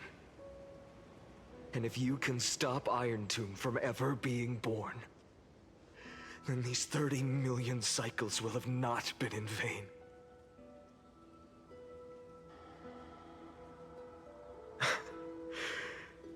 It's time to put our teamwork to the test, partner.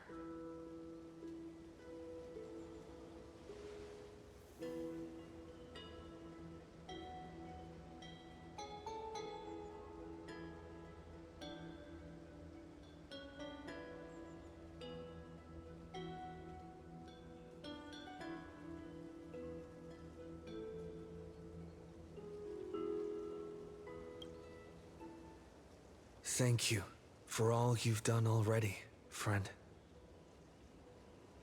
The image of the hero I've buried deep in my heart finally steps into the light. Here, at the end of this long flame chase journey.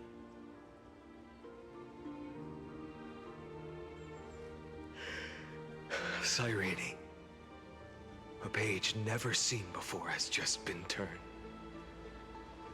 Lend me the power of time, and send this hero back to the origin of time. Back to your side.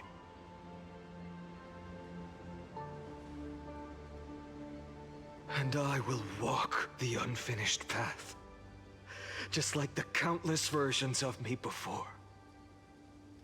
Unwavering as always.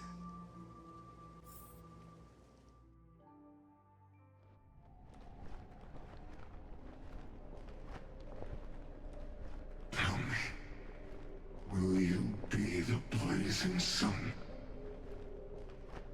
Even if all of you burns to ash. Without hesitation, I will bear this world until my body turns to dust.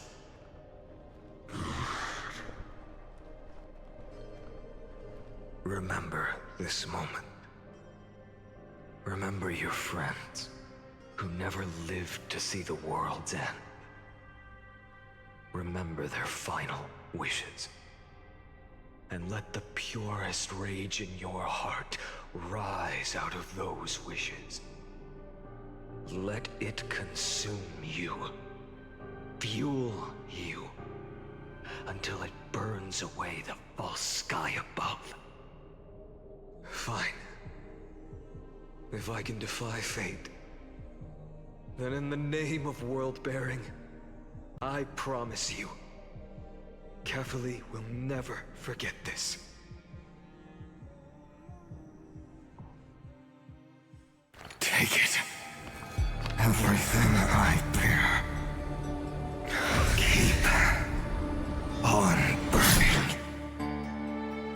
As long as we are never extinguished, the flame chase will not end.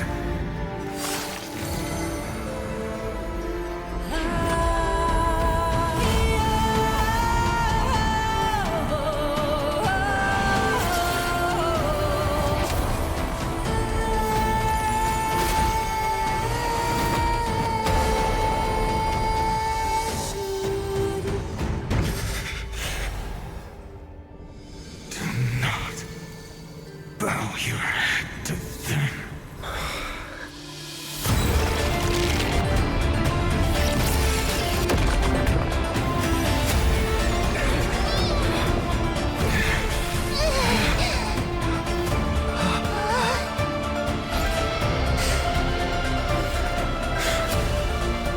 Take it, Trailblazer. May this blood be like gold. And never tarnish.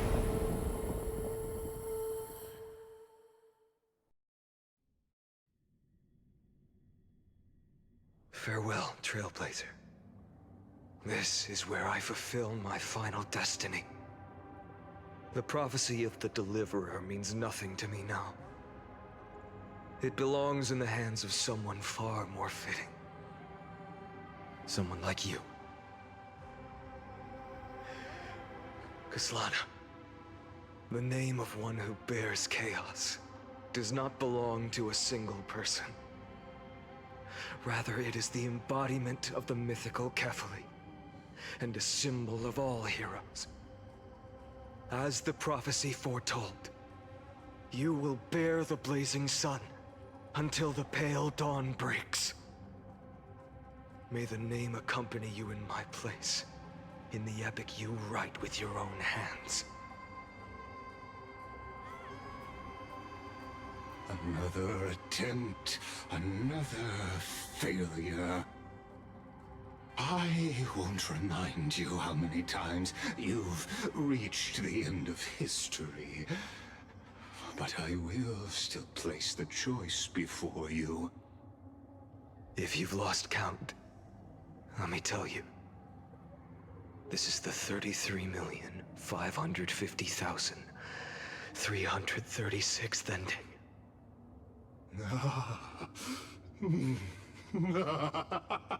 A perfect number. How poetic. You and I both know the truth. In all these millions of futile endeavors, Amphorius has never changed.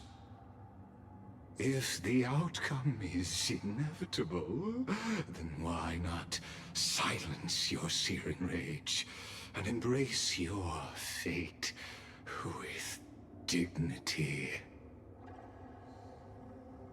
Your silence lasts longer than ever, Lord Fine. Shall I take that to mean the will you've carried across countless cycles is finally starting to fracture? Fracture? No. I'm just disappointed. I've retrieved memories from 30 million past lives, and I remember every conversation before every choice here. And yet, even after all this time, your arguments remain the same. Repetitive. Uninspired. If you had any hope of breaking me, you should have spent those endless cycles refining your rhetoric. You had infinite chances to sway me into the future you want. And yet here we are.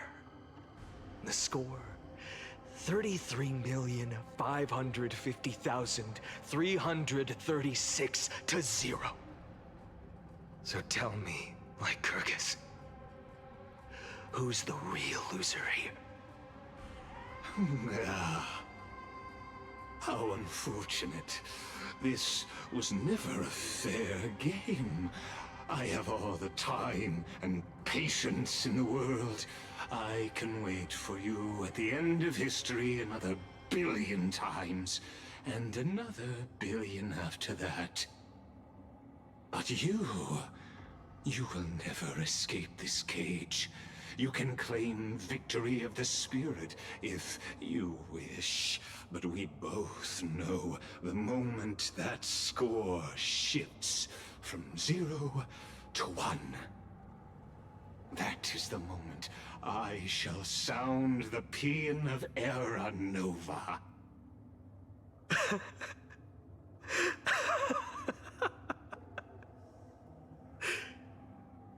Lord Finan? Your incompetence disappoints me.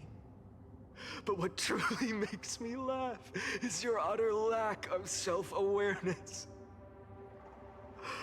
Think about it. In this story, who is truly the one in chains? Who is the one shackled to mindless vengeance, mistaking courage, the courage to rebel against the gods, for foolishness? You...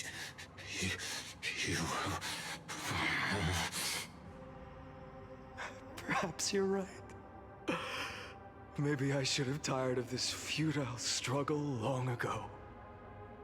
But even so, I will never accept the mercy of your release.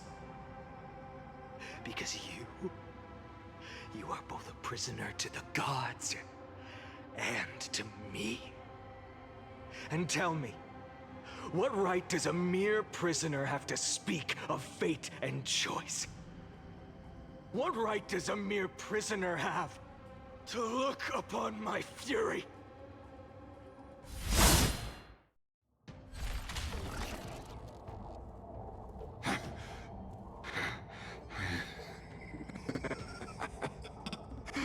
You know this is pointless. You can't kill me. Of course not. But I am tired of being measured against a worm the gods keep as a pet. Listen well, creator of destruction. This cry comes from all your abandoned creations. In the 10th cycle, I drove Dawnmaker through the heart of every Titan. Golden blood ran down my fingers, divine fire seared through my nerves, nearly breaking my will. But I endured. In the 10,000th cycle, my former comrades had all become my enemies. The endless slaughter dulled my senses to pain. The painful emptiness almost swallowed me, forcing me to stop fighting. But I endured. In the 100,000th cycle, the destruction had already fused into a blazing sun, surging within this fragile body. My rationality had been burned away at the dawn of the era. Yet even with only this shattered body remaining, I still endured. In the 23,570,000th cycle, this time, I felt it. A tiny spark rising in the hollow cavity of my chest, different from the obsession with deliverance. By its faint glow, once again, no, countless times again, I endured.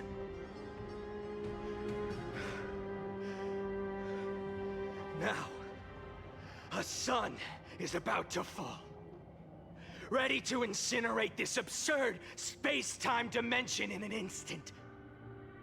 That sun is me. All the countless versions of me from the past, along with my countless brethren, dragged into existence against their will, drowning again and again in your golden blood.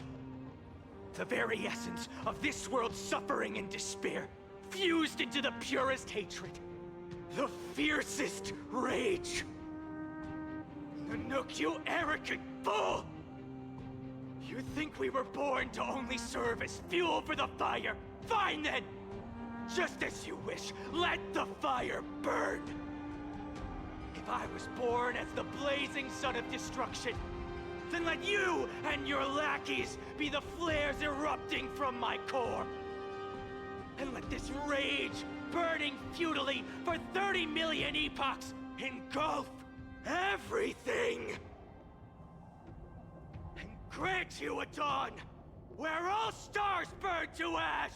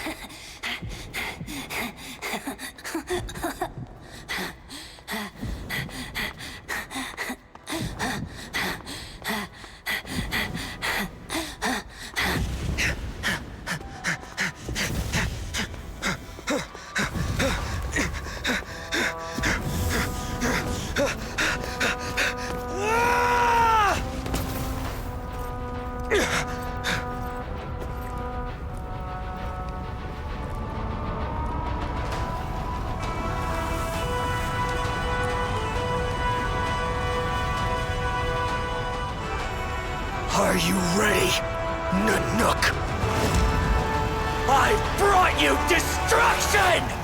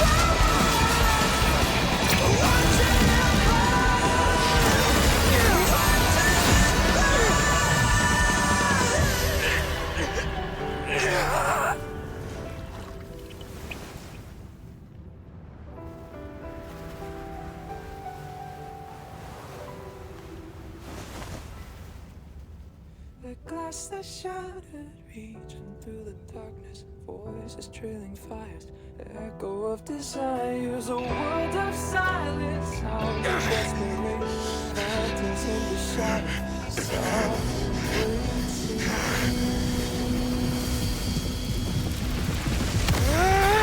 tear it down, embrace the detonation, burn, craving our damn creation, breaking a chain, I'm reaching for you.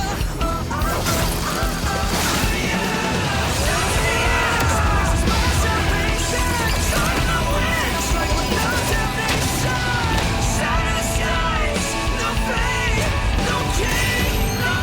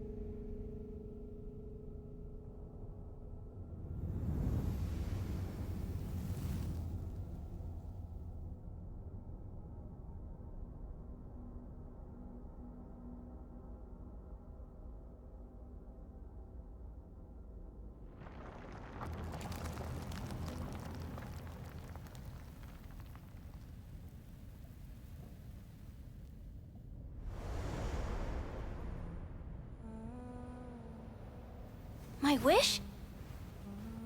My wish is to fulfill everyone else's wishes.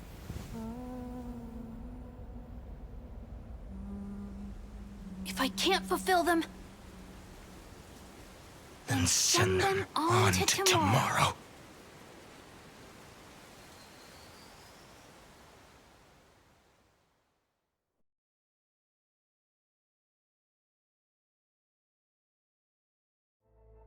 Your heart harbors wrath. You yearn to destroy everything. You bore the gaze of an eon and lived. You have stepped onto destruction's path.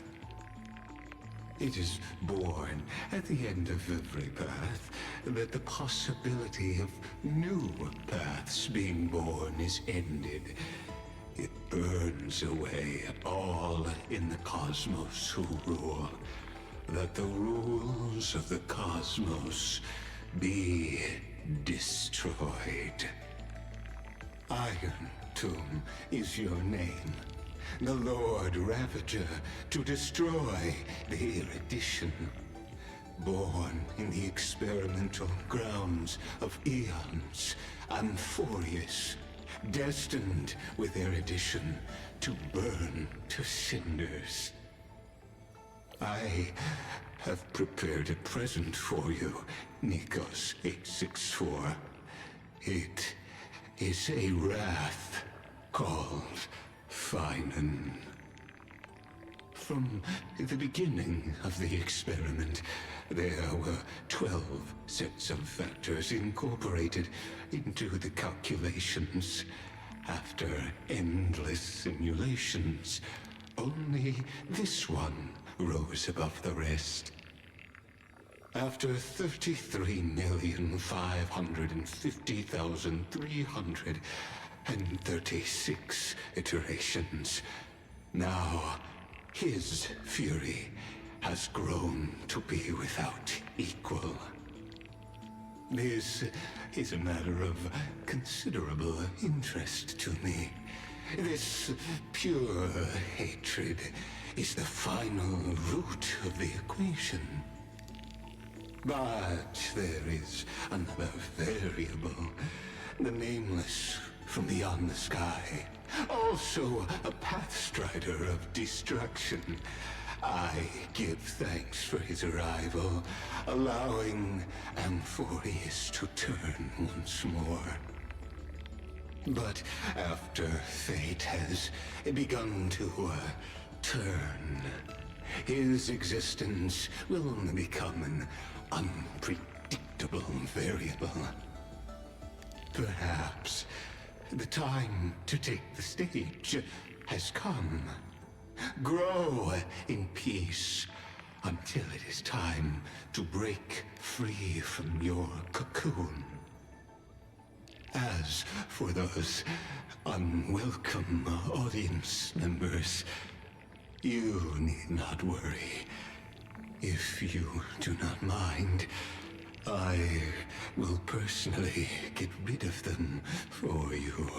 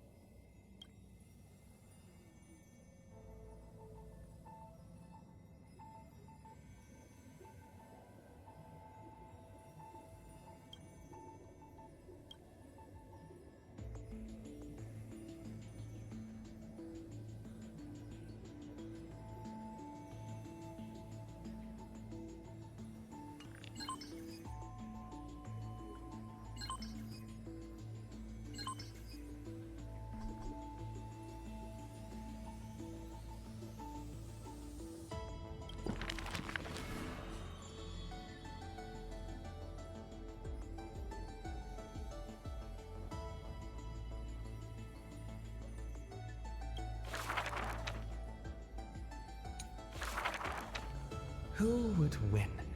A young girl emerging from her sheath and showing her edge, or a tyrant who has emerged victorious from 100 battles? The Black and White Legions squared off on the battlefield, golden and crimson blood converging into a coursing river. The leader herself actually dares to step forth and face peril? The tyrant charged toward the exposed gap in the king's flank, and instantly fell into a trap of raging flames and iron rain. On the board, the king too is but a chess piece. If the king does not lead, how would any dare to follow? She lifted the king of the crystal pieces high, as though proclaiming the ascension of a new king. Who would win? The holy city that has stood for 1,000 years, or the foreign city-states invading from 1,000 miles away? Hollow hatred ignited the flames of war. The besieged walls of dawn tottered. Only a miracle can save us now. The cowardly elders barred themselves behind closed doors, while the trembling citizenry knelt and prayed. There is no need to panic. The miracle is already here. Under the banners dancing like waves, the burning crown shone bright as the wheeling constellations. Who would win? The general who saved the city, or the high and mighty with their privileged authority? The guillotine fell, severing the elder's life. The whispers dissipated, and the scales of victory tipped. From this day forth, I shall bring justice to the holy city.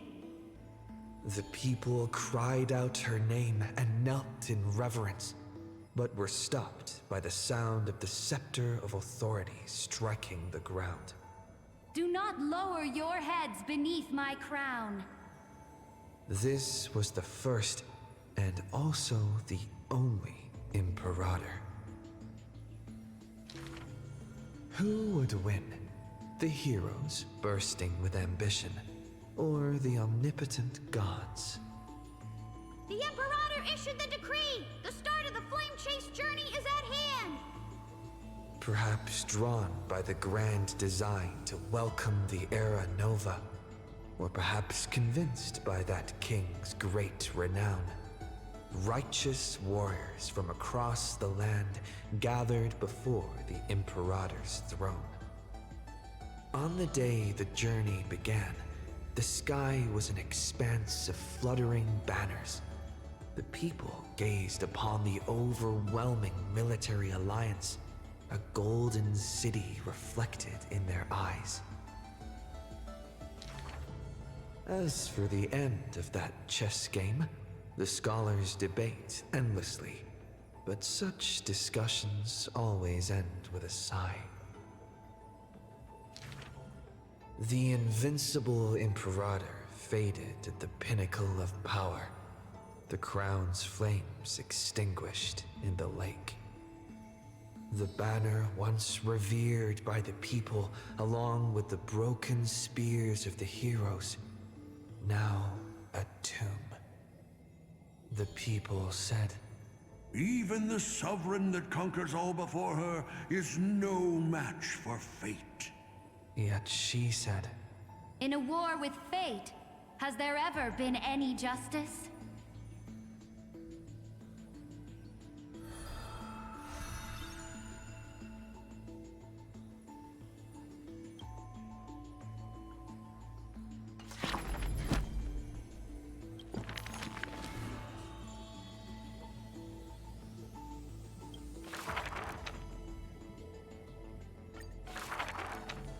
the gates of the Temple of the Three Fates gently opened on the day of prayer, and the crowd crouched, whispering like the tide. The priests of Yanis listened to the prophecies. The unwavering axis of the scales of Talantin maintains balance, and only Ornyx remains silent. Mother, teach me how to answer prayers. The Titan tasked with time is as perplexed as a child. Don't be scared. Please don't be afraid. A familiar voice rings out. Listen carefully.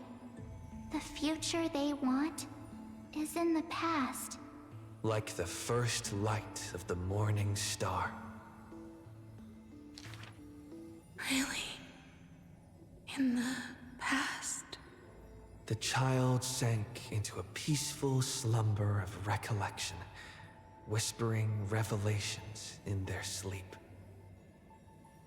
Until the masses crying out amidst the flames of war were swept away by the sounds of sharp swords locking, the fires of ambition incinerating the law.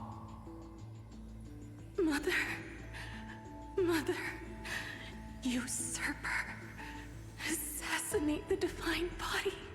Memories are tightly entangled by nightmares with nowhere to run. Don't be scared. Please don't be afraid. An unfamiliar voice rings out.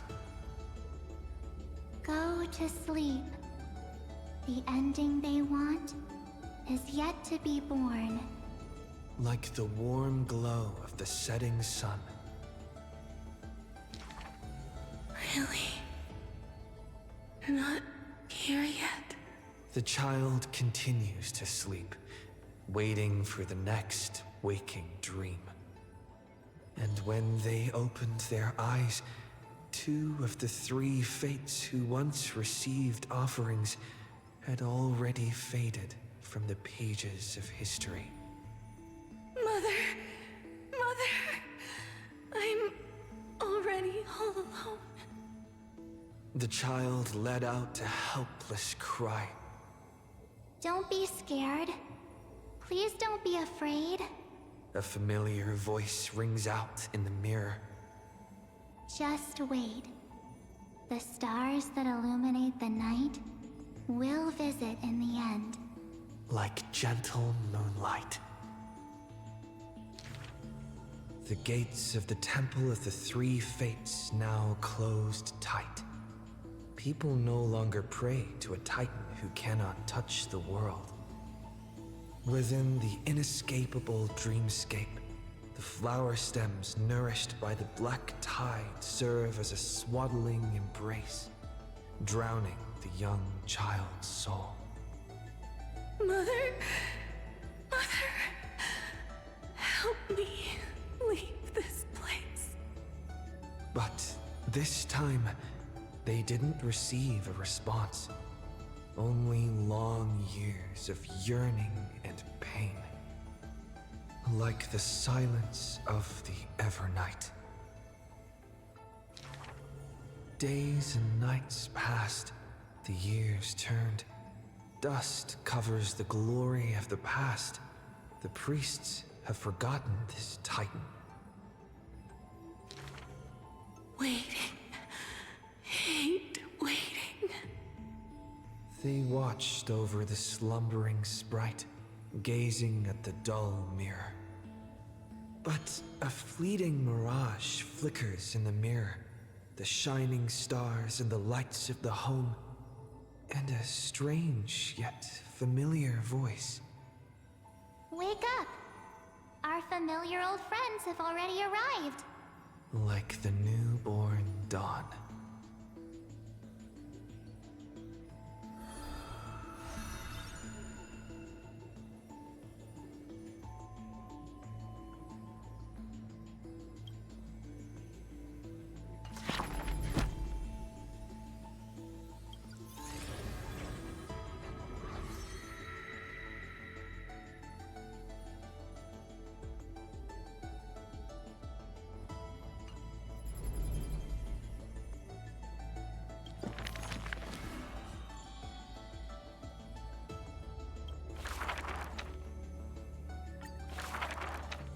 The ancient chaos was shrouded in silence and shadow.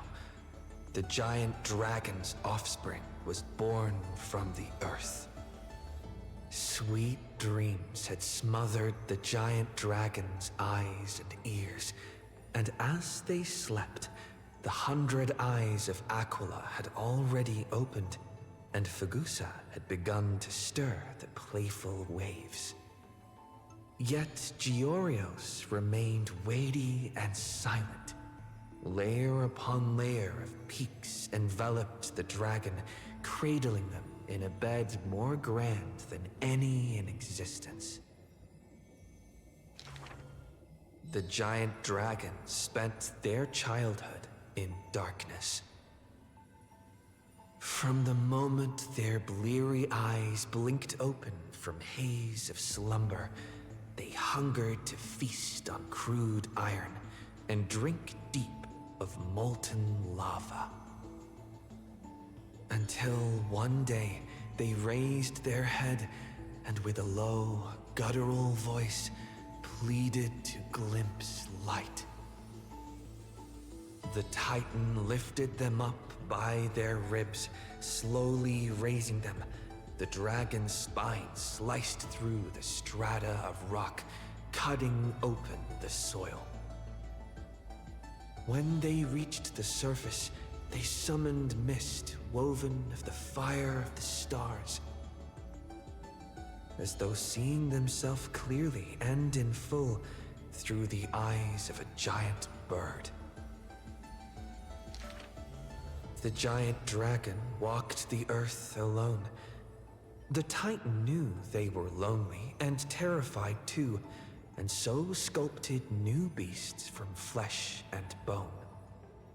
In that wild, barren world, the giant dragon led the beasts of the earth. Excessively long life gifted the giant dragon with eyes that could pierce the veil of years. They witnessed the separation of day and night, as well as the entanglement of reason and romance. And even Kefali did not neglect to share with them a chalice of golden blood. The ocean teased, saying even should the earth sink utterly, they would not rot. Ever since they opened their eyes, the giant dragon rarely returned to slumber. And thusly, that mesmerizing dream that occasionally burst forth at night etched a trace on their memory. The gods they were familiar with were in this dream, and they were as immense and imposing as ever, yet had lost their freedom. Just what manner of magnificent pathstrider could imprison the Titans as mere reflections? The giant dragon dreamed also of their own path, that great breath from the heavens, or perhaps from beyond even the heavens. They dreamed of silver shards amongst the stars, reflecting the form of another giant dragon. That great cerulean dragon approached Amphorius, the distant whispers roiling, becoming a roar engraved in the earth. They recognized the meaning in that low roar, its name, permanence.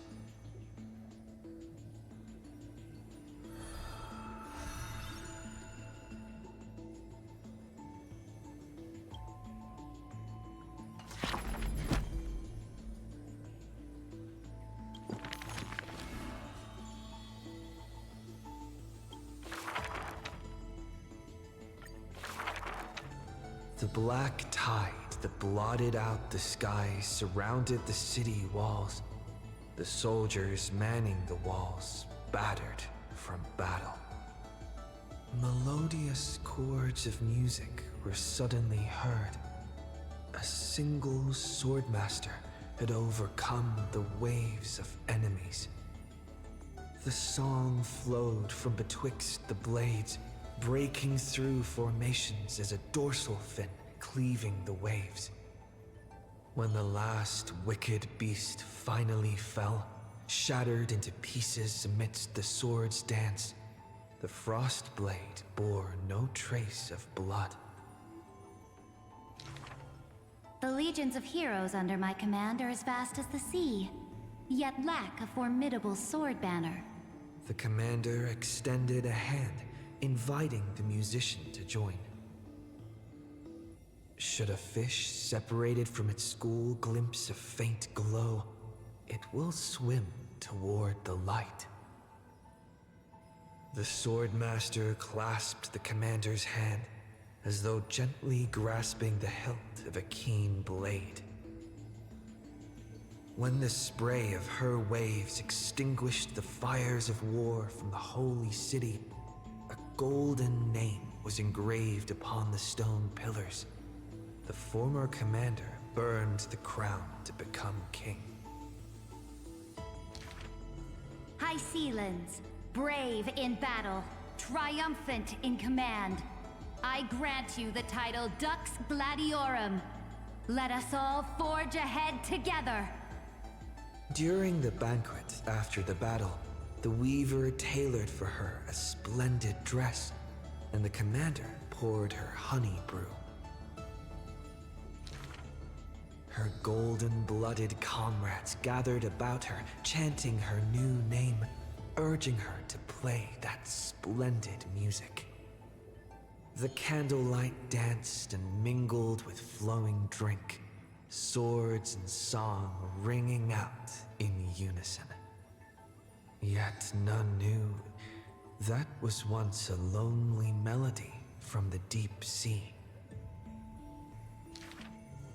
The music of revelry continued for a long time, until the whispers of conspiracies were buried in the songs, until the roars of lethal struggle shattered the music. Legend holds that they who bear the weight of a pillar shall one day return to where it stands. Those who tug at the earth shall end amongst the mountains. Those who sow dawn and dusk shall remain eternal in the sky. And she would once again return to the pitch-black sea.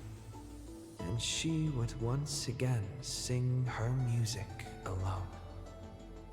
The bountiful ocean, with the banquets of bygone days, stir as futile bubbles at the bottom of a glass.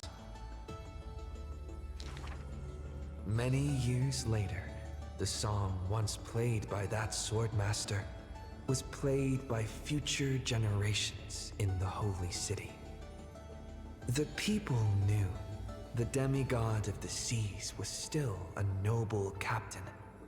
She possessed peerless swordsmanship and a song that is passed down through the ages. It was just that she had long since vanished. Guests at the banquet sometimes spoke of her, but it was only a prayer between their cups. High Sealands, melody of the waves, bless our night that we may drink deep and dance till dawn.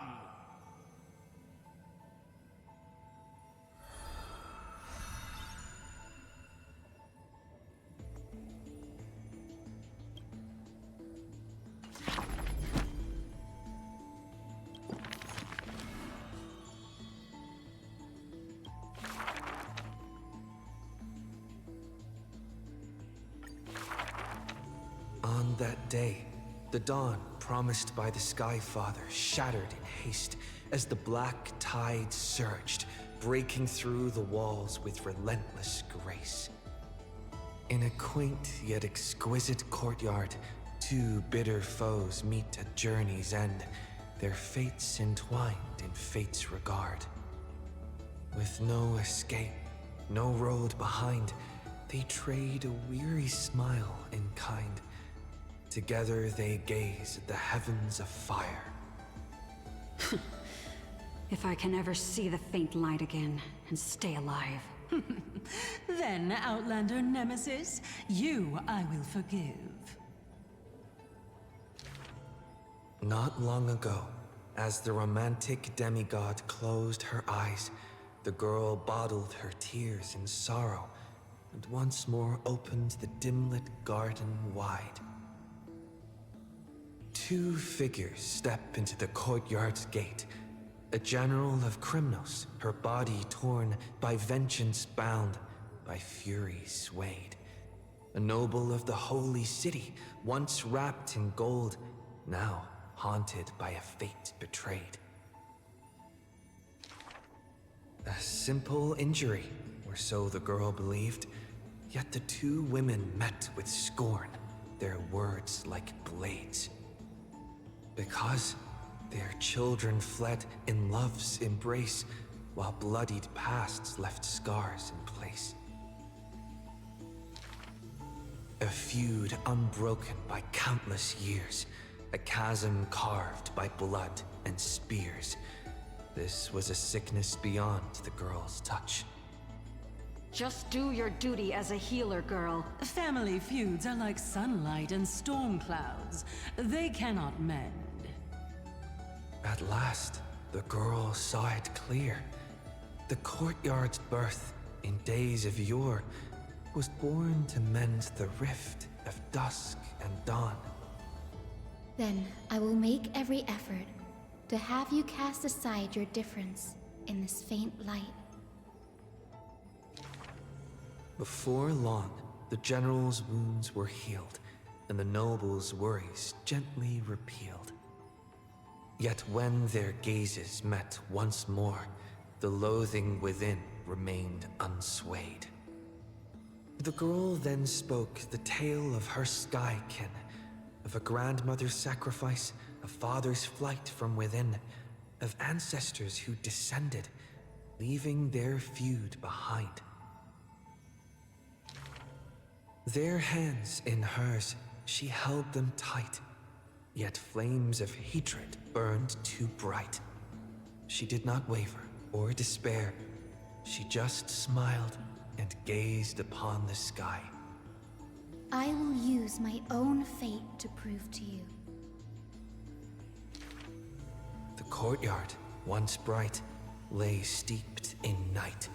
Hanging blossoms and wind chimes all swallowed by the black tide. The general raised her spear for the noble's sake, while the noble whispered prayers for the general, gentle as a lake. If I can ever see the faint light again and stay alive. Then, Outlander Nemesis, you I will forgive. The death they awaited never came.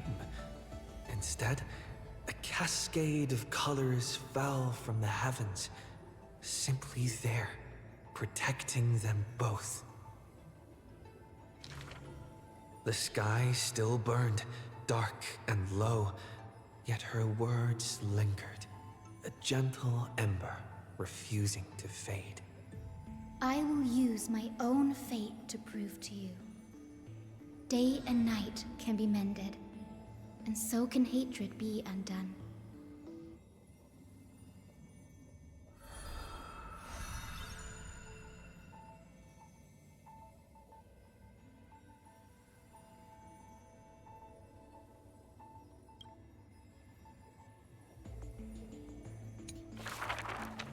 Sky Castrum, its ruins like a blind and weary eye, gazes upon the earth in its dying sight. Alone, the girl remained upon the battlefield. No time to shy from the searing gold, no will to wear her usual smile. She fought her way to destiny's edge. Of the crumbled mural, but one piece endured. A corner betraying the day thunder night, dazzling in blaze. She placed her hand upon the mural, pain seared through skin and bone, as the picture claimed her within its lines. Nothing is mightier than the sky. It holds countless wonders within its clouds, and each opening and closing of the eyes brings dawn and dusk.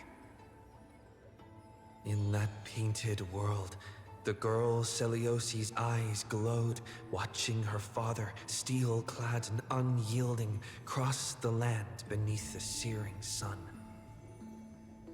But the girl known as Hyacinth recalled her father's fragile light in the dark, the journeys into lands unknown, marked by endless sunlit days and restless winds. The sky is the gentlest of all. It watches over all things with compassion, showering them with soft rain and morning light. And yet, the sky remains so cold. It witnesses believers tear each other apart. And still, it cowardly flees from all responsibility. Within the frame of that image, the one called Celiosi bore fury in her gaze, her golden blood trailing as she turned from home, sharpening arrowheads beneath the wide and barren sky. Hyacinth remembered her grandmother's song. She recalled her prayer to Aquila before her grandmother's journey, and how bitterness followed her to an unknown land. But the sky is so lonely too. Forever distant from the world beneath. It watches every sorrow, unable to intervene. No. The sky must be merciless. It must scorch the wicked, temper the fragile, and pass divine judgment upon all human wickedness. Within the mural, the girl named Celiosi became the divine eye, gazing down without mercy, a titan passing judgment upon her own kind. But in memories deep, Hyacinth heard their call, the golden threads that shielded all, the burning sun, vast and unyielding, carrying the weight of all the world had known. No, the sky must not forsake kindness. Through its boundless embrace, it carries the core flame of hope for humanity. The sky, it's so dark, so cold. In the depths of memory, the girl named Celiosi pulls her knees to her chest and trembles. Then please, come sit in my courtyard. A gentle ray of light seeped through, the celestial mural now fused anew. Once more, the land knows favor and boons. The girl who has now become the sky takes the hand of the girl who once was. I want to tell you the secret of the sky's greatness. Whenever the anguished earth looks to it, it always offers a smile in return.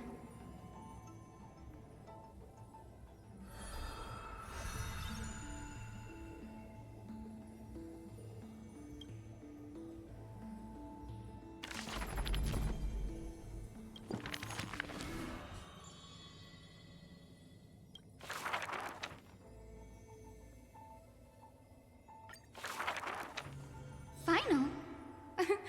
Perhaps you're more suited to being a teacher's assistant.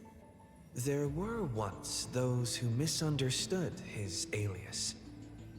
Final, an eventuality for students, a test for knowledge gained. It may bring wisdom to light and illuminate efforts, but the word's more common meaning is nothing less than the end. That's quite ominous. The man pretended to be surprised and responded with a smile. Though it does dovetail with our destiny. Laughter resounds. The man walks the land, leaving footprints filled with joy. Despite the weight of the past, he can always laugh it away. Those nearby glance at each other, unsure of how to respond. Perhaps I was just born easygoing. His explanation is just as carefree. Look at Mighty and Professor Anaxa. Boys all grow up into serious adults. But as long as I keep smiling, Akuma will always have an upbeat, shining young man. Though, having said that, he too has quiet moments. Each time he gazed long toward the coming dawn, a smile remained fixed on his lips, paying no mind to anything else. His eyes were painted with the azure of the sky, gaze fixed on the titan bearing the world. I was just imagining. He explained his own trance in a comment. Kefali too was once in mortal flesh and raiment. Now, when the man comes with sword in hand, there is no need to doubt he will swiftly win victory. But his smile is pure. Ever since the start of the journey, he is still called a youth in this story. Youth is always ambitious, with lofty goals, but it seems that in the man's heart, only the wishes of others are held.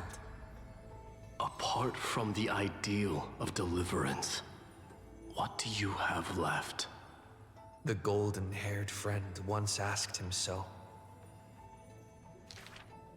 He remained silent. Then, as he was wont to do, he simply smiled.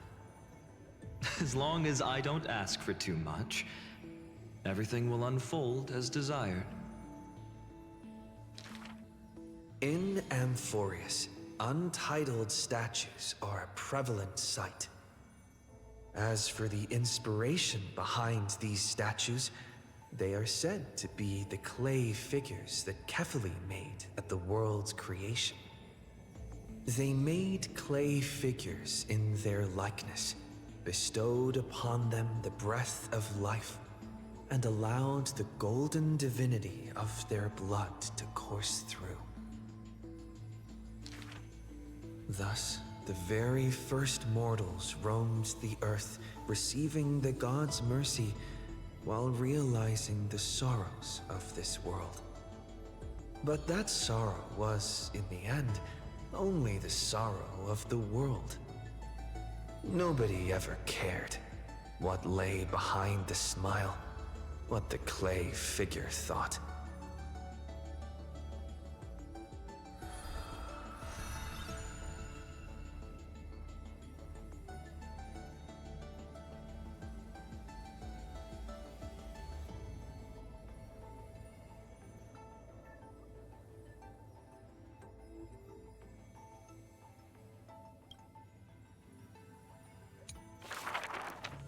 The people likened him to the blazing sun, bringing to Amphorius a glorious dawn.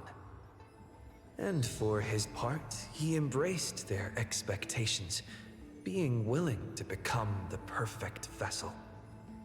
Like that god who shouldered the world, the man never cried or frowned. Yet he is not proud of his resolve, for sometimes he even avoids the funerals of the departed. Only out of fear that he cannot cry for those in pain.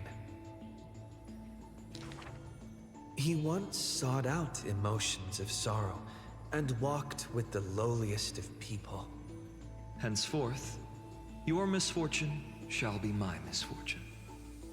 Responsibly and diligently, he protected all for the people, living in dilapidated cottages, sitting on aged stools, subsisting on nuts and fruit, beset by hunger and cold.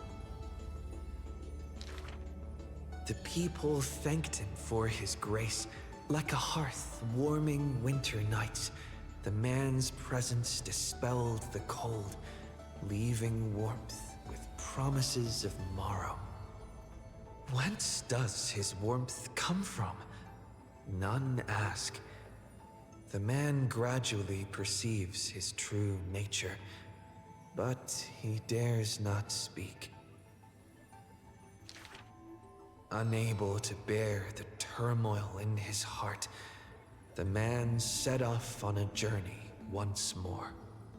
Then I shall go save what I can.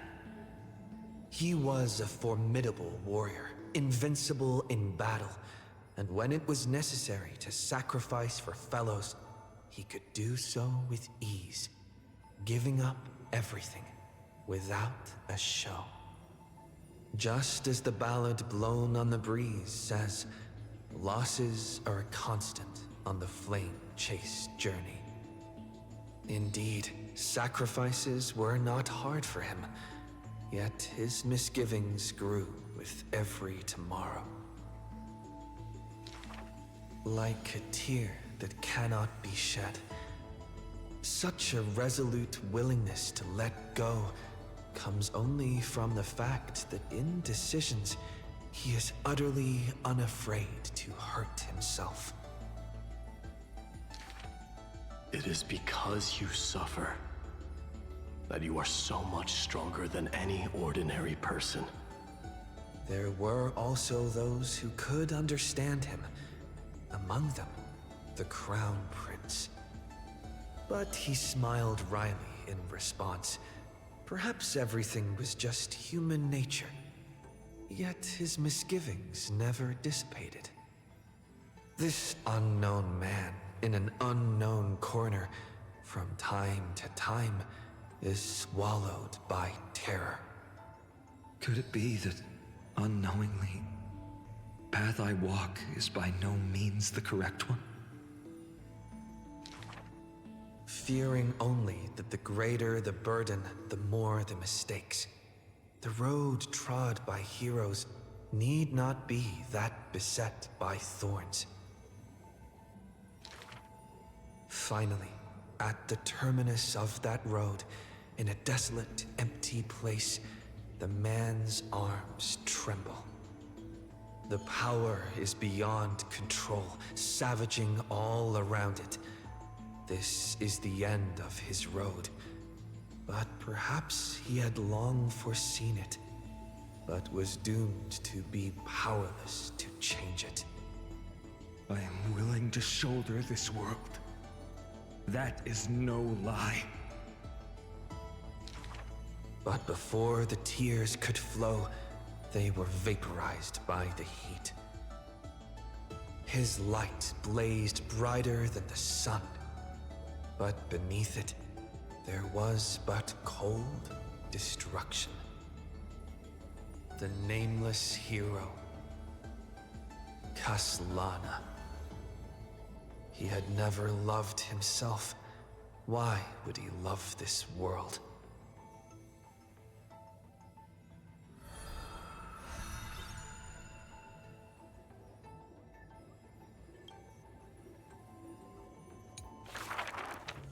A gust of wind will one day sweep past, wiping away all of the man's tracks.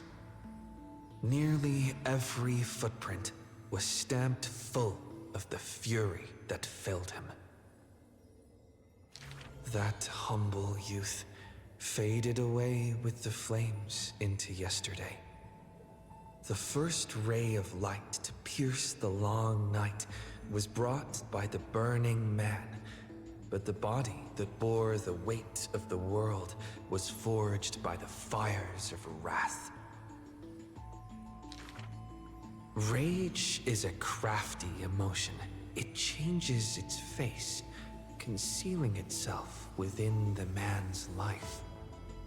His friend fought blood-soaked battles so their people would need fight no longer. But every victory and battle he gained left him neither satisfied nor proud. only with the indifference of emptiness. You must be careful. Duty does not drive you to wield your blade, but hate. His teacher kindly reminded him thus. And behind that hatred, you seem to desire the destruction of the self. But what about his joy? Was that too merely a phony disguise? He who once laughed amidst the crowd, day after day, as though it were second nature. No, even though he knew not the meaning of love, that happy past was not a lie someone wove. But now, even those memories have melted into fury. His hatred is such that he cannot hold on to what he cherishes, though all is precious to him. Fueled with lone courage, he attempted to resist fate, but the burning sun that shines upon all creatures once fallen will incinerate the land, becoming golden death. But what of his sorrow? Indeed, the man could shed no tears. But at the moment the cycle manifested, when all that was familiar was now remote, the world collapsed, becoming empty in an instant. But the stabbing pain in the man's heart, was it but the residual warmth of his wraths? The truth no longer important, the man simply took another step forward. He wasn't willing to believe it, but was willing to acknowledge it. There is no need to question your heart. No need to crave victory. If I am born to be a vessel of sin, then I shall roar at evil, and together with it burn.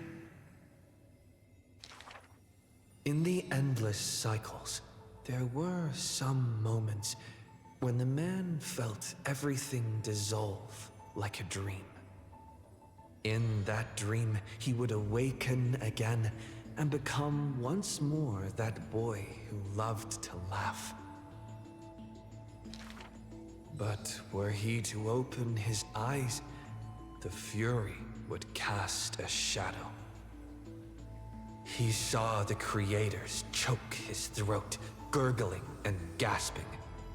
And in that boundless dream, he mistook them for his own jest.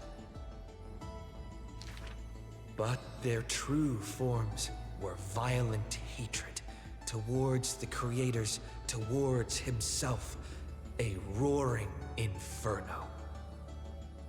The prophecy departed, Amphorius was unable to usher in the dawn. What rises in the distance is not the morning sun, but a ball of all-devouring fire, setting the universe in conflagration, searing till the end of time.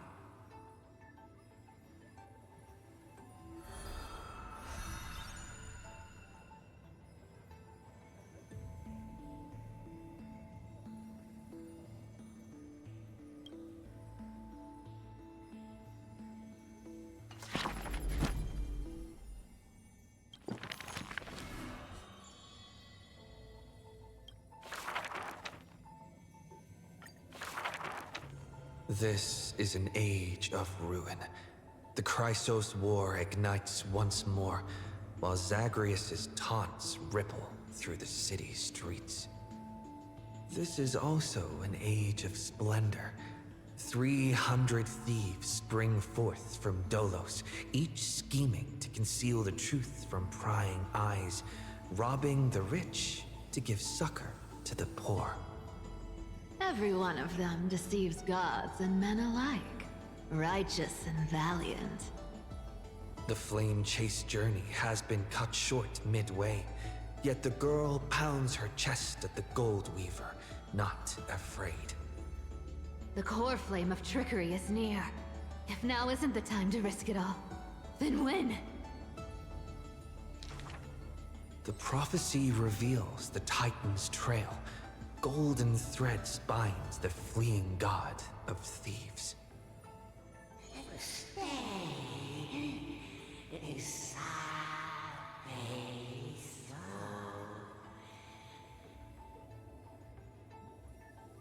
The young girl flashed a grin and walked towards the god who was pretending to smile. I once vowed to the god of thieves that I would force trickery to reap what they have sown. The Titan whispered from the vortex, the god of trickery's earnest plea. They made a promise to the girl who entered the trial, that the whole world would be bathed in light, no more lies and deceit.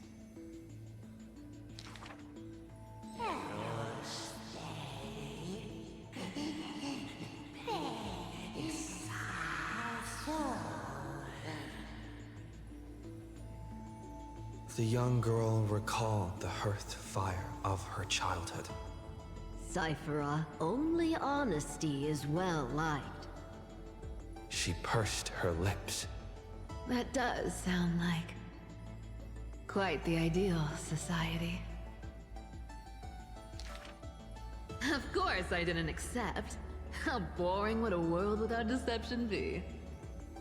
The young girl demonstrated her newly acquired divine power, molding lies into reality.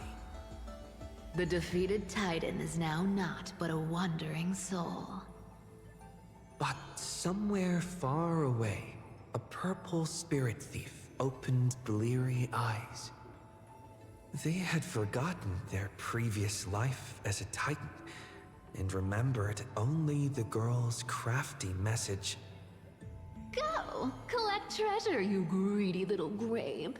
Once you regain the memories of trickery from chests, then I will claim the reward for saving your life. In the days spent away from Akama, the girl grew accustomed to traveling alone. In a certain city, she heard of a spirit thief, rumors aplenty. I, Bartolo's master thief, shall take all you've labored to gain.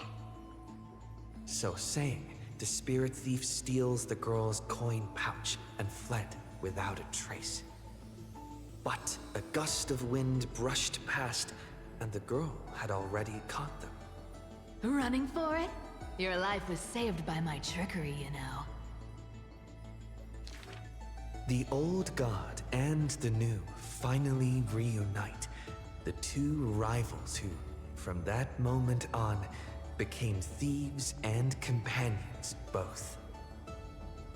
It's just that the spirit thief's companion was always scaring them.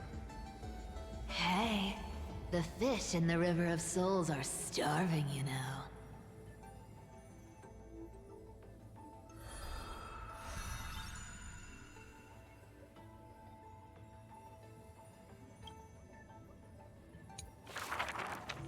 A thief reveals a few lies. The first lie is called... Fellow thieves, come on and deceive gods with me. The world has already forgotten that feast. Lies unnumbered that drowned the Day of Souls. Schemes uncounted, burning for a night of revelry. 300 thieves shackled in imprisonment in exchange for a Titan's resigned confinement. To have managed to trick the Grand Master of all tricks. I can die happy now. This was Dolos's great achievement, the deception of the gods, where even Zagreus was fooled. The second lie is called... The god of trickery is now not but a wandering soul. Why did she spare the Titan's life? The young girl knew not, even after asking herself. Was it greed for the treasure they promised? Or had she vaguely perceived their lonely fate? It's because you're every bit as despicable as I am. It's such a relief not having to deal with the noble. The girl dismissed and made light of herself, only forgetting trickery was once a god that supported the world. The third lie is called... Oh, eternal day! Endlessly illuminate the holy city. At Dawncloud, the chaplain's secrets foretold the coming of that endless night. But if my lies are more... sophisticated... can the dawn last forever? No end in sight?